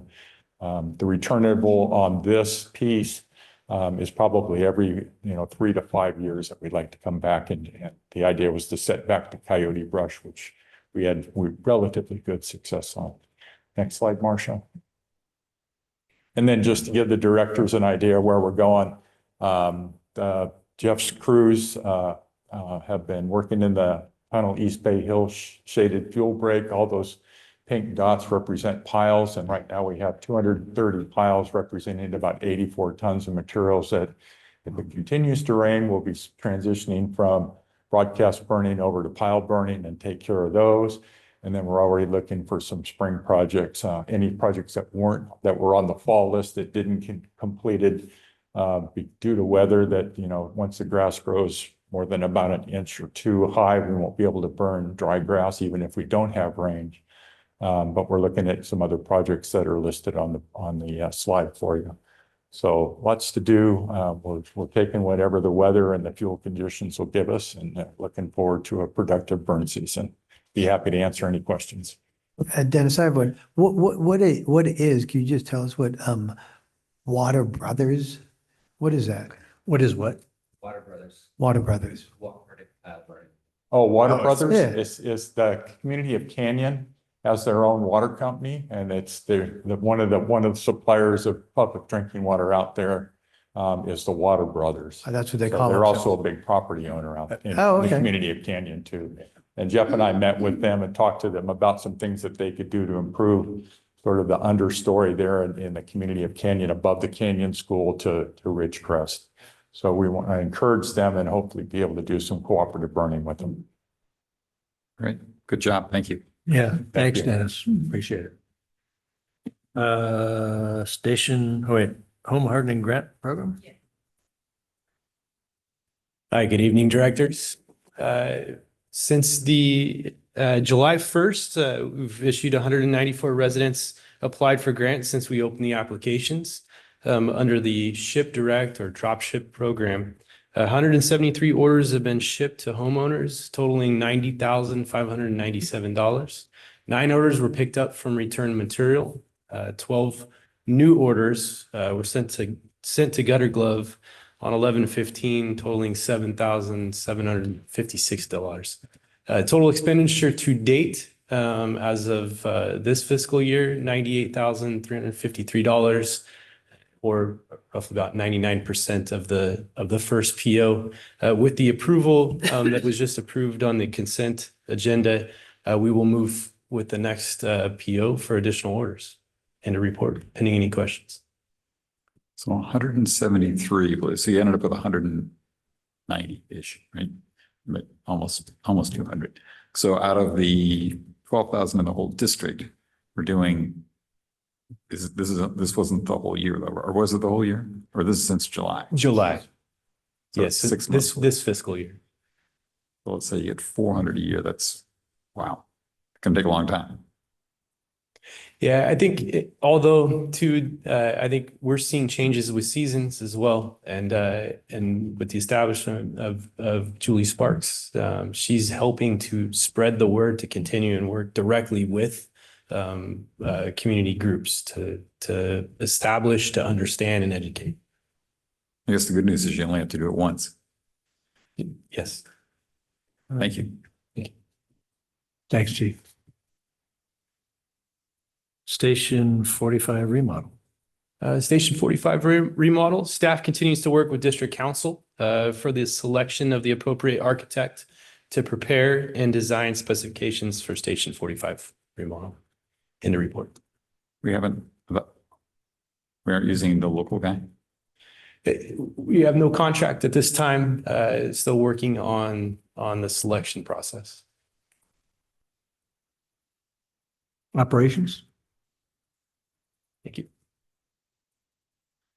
Good evening, directors. I will be giving tonight's operations report since the last time we met. Next slide.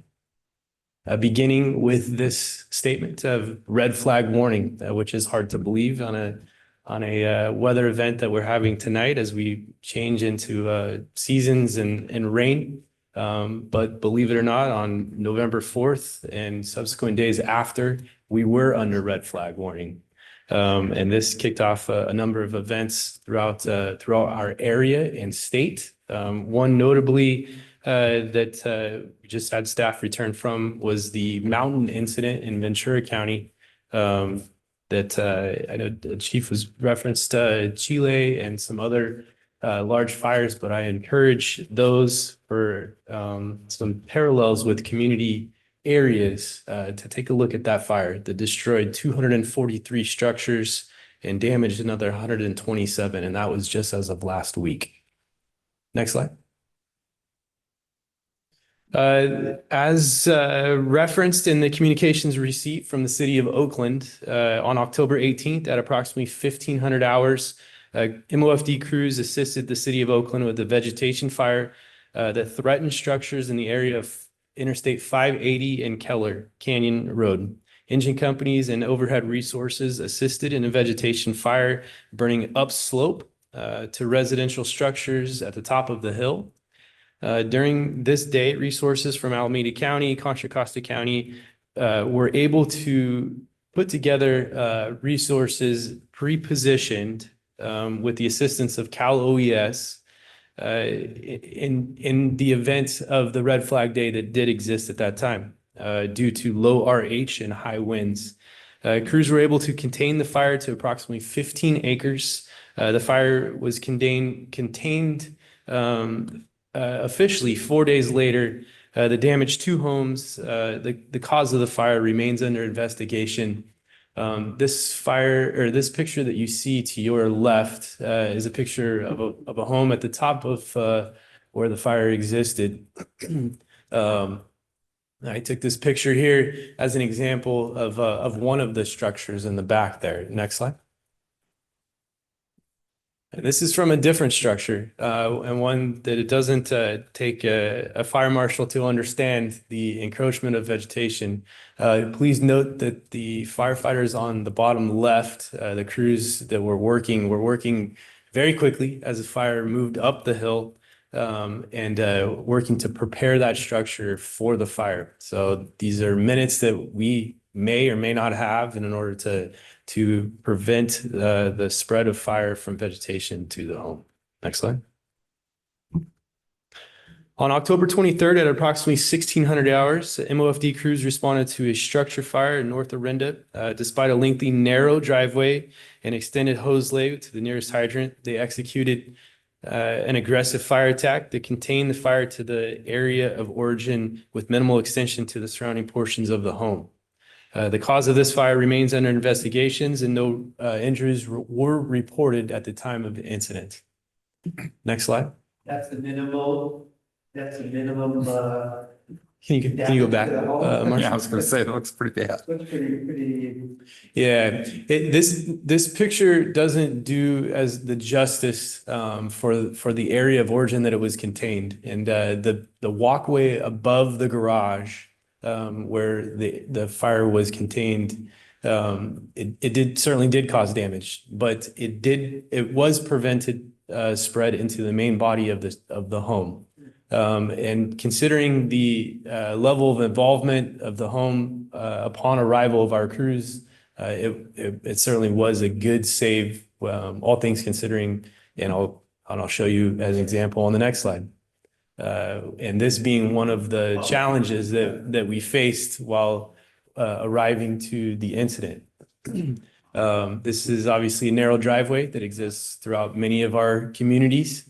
And this is also an example of some of the measures that are taken by our fire prevention group to allow us access and to prevent any fire spread. Imagine if those were junipers there in the event of a wildfire. Sorry, just directors, a point here. There are two engines in front of this one.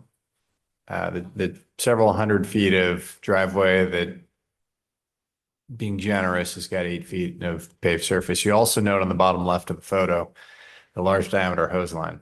So the hydrant was on the main street. There were 5 or 6 homes that this accessed. So this is the fire apparatus access road. And the first engine that laid in with that LDH from the hydrant had to very specifically had to be pushed to the side to allow the other engines to get in. And it was a very long walk from the nearest place you could park. So we regularly get requests for either modification or waiver to fall below the minimum size for fire apparatus access road. And this is why we don't approve them. LDH, it's been a while, 4 gallons per foot. 8 gallons per foot? 8 gallons per foot for LDH at 8 pounds per gallon. Moving that stuff is not easy. And so that now starts to be delay as the firefighters of the subsequent engines have to clear the LDH from the first one that laid in, that either delays filling and charging it, so it's heavier, or puts an awful lot of manpower against just physically moving it so the next engines can get access while we have a sub-story garage fully involved, trying to prevent that extension to the rest of the house. So back to Chief Lambert's point a minute ago, that was minimal damage to the structure, given the context of the fire. Thank you, Lucas. Thank you. Just wondering, do people Can we go not back? have Yeah, real quick. smoke detectors in their garages? Some do. Some do. There were smoke detectors that were noted as from other people at the time of the incident. The homeowner was not home, but other bystanders did report the sound of smoke detectors. How far was the house from the fire hydrant? Chief, I counted roughly 500 feet. 500 feet. Yeah, Okay, give or take. so 8 pounds a foot. Your microphone. Yes, sir. I was counting couplings and I ran out of fingers on the hand. So it was a long way. So do we find any difference for response times when people have monitored fire alarm systems versus just, hey, I'm home and I hear my fire alarm going off?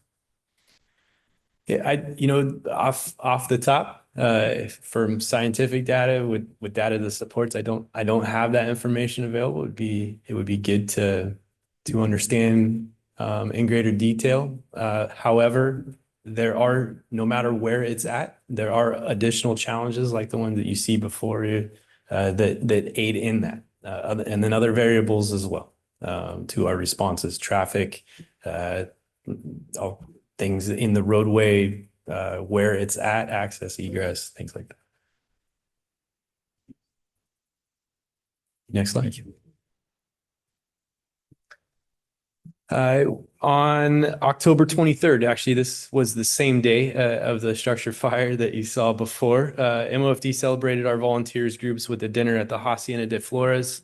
We were joined by our community groups and a couple of board of directors as well to celebrate those that support us, our communities, and our group. It was well attended, well appreciated, and an effort for us to sit down, break bread, and show appreciation to those that volunteer their time on behalf of MOFD and our communities. And on November 8th at Station 42, our crews hosted the Moraga Rotary International Club with a dinner. This event was sponsored by Local 1230. Captain Oliver and crew welcomed Gary and Carol Irwin along with their friends.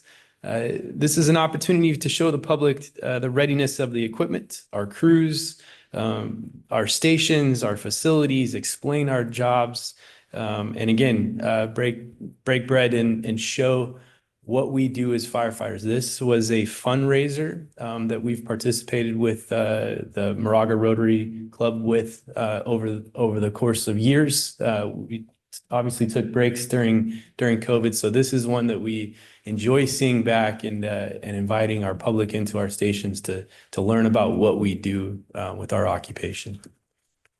Next slide. As you have heard me do many times throughout the years, this is a PSA to all of us and the public, of course, that it is raining outside. And as we've seen throughout the years, we certainly see an increase in calls for service during rain, and this storm will bring wind as well. So please heed the warning, understand the challenges on the roadways, slow down. If there is an incident, please slow down and pay attention to our first responders on the road. But please use caution when driving in inclement weather. And again, we have messages that have gone out through our website and social media to address the public as well. Next slide. And last, I'll end for those that were able to attend. This was our badge pinning ceremony that took place just a couple nights ago. Again, this is one of the events that we are excited to bring back post-COVID and celebrate those that receive promotions and certainly the families behind the people that's received the promotions that sacrifice the time and dedication to those members to take the test and successfully pass. So it was a successful event. We appreciate all those that were able to attend and those that weren't that helped make this a successful event. Pending any questions, this concludes my report. It's great. Thank you. Thank you. Upcoming event? And calendar? So we have our upcoming events, and on December 18th, I just wanted to make an announcement that we will be having a very special meeting for to honor Fire Chief Winiger and his retirement. And there'll be a retirement reception immediately following the meeting out in the art gallery. We're doing after the meeting now.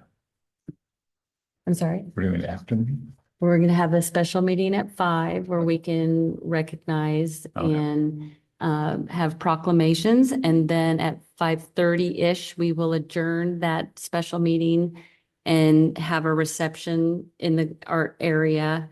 And until about 6:30, then we will then resume our normal regular meeting and have closed session at 6:30.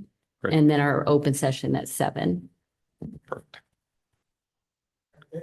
One question. For the December meeting, do we have a ceremony for the new returning directors that get sworn in and things like that? Is that part of it or? And so that's completely up to the okay. returning directors. We can do a formal oath ceremony, okay. or we can also do it in the office. Oh, okay.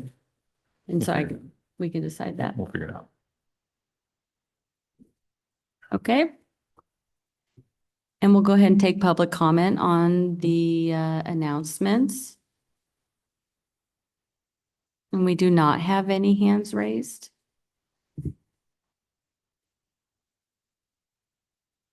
Then we're on to agenda item 11, requests for items on future agendas. Correct.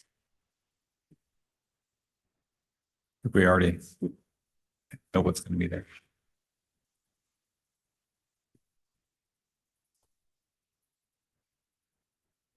Do we have any requests for future agenda items? Nope. Hearing nothing, I assume we don't. Okay. Then before entertaining a motion to adjourn, I just want to thank everybody for their patience tonight. And I want to personally apologize for keeping people away from their family. I started out this evening thinking that we were going to have to manage 100 people talking for about 1 minute. And I think I erred on the other side as not managing anybody, but I thought it was important. If you can unmute your microphone. I thought it was important to hear from the people who did show up and did call in. So again, I appreciate everybody's patience and I'll try to do better next time. I'd like to make a motion to adjourn. Is that okay? Were you ready for that? Yes. I'd like to make a motion to adjourn and in recognition of National Native American Heritage Month. Second. Director Danziger? Aye. Director Hassler? Aye. Director Jex? Director Jorgen? Was an aye. President Romer? Aye. The time is 10:25. Hey. Good job. Oh, boy.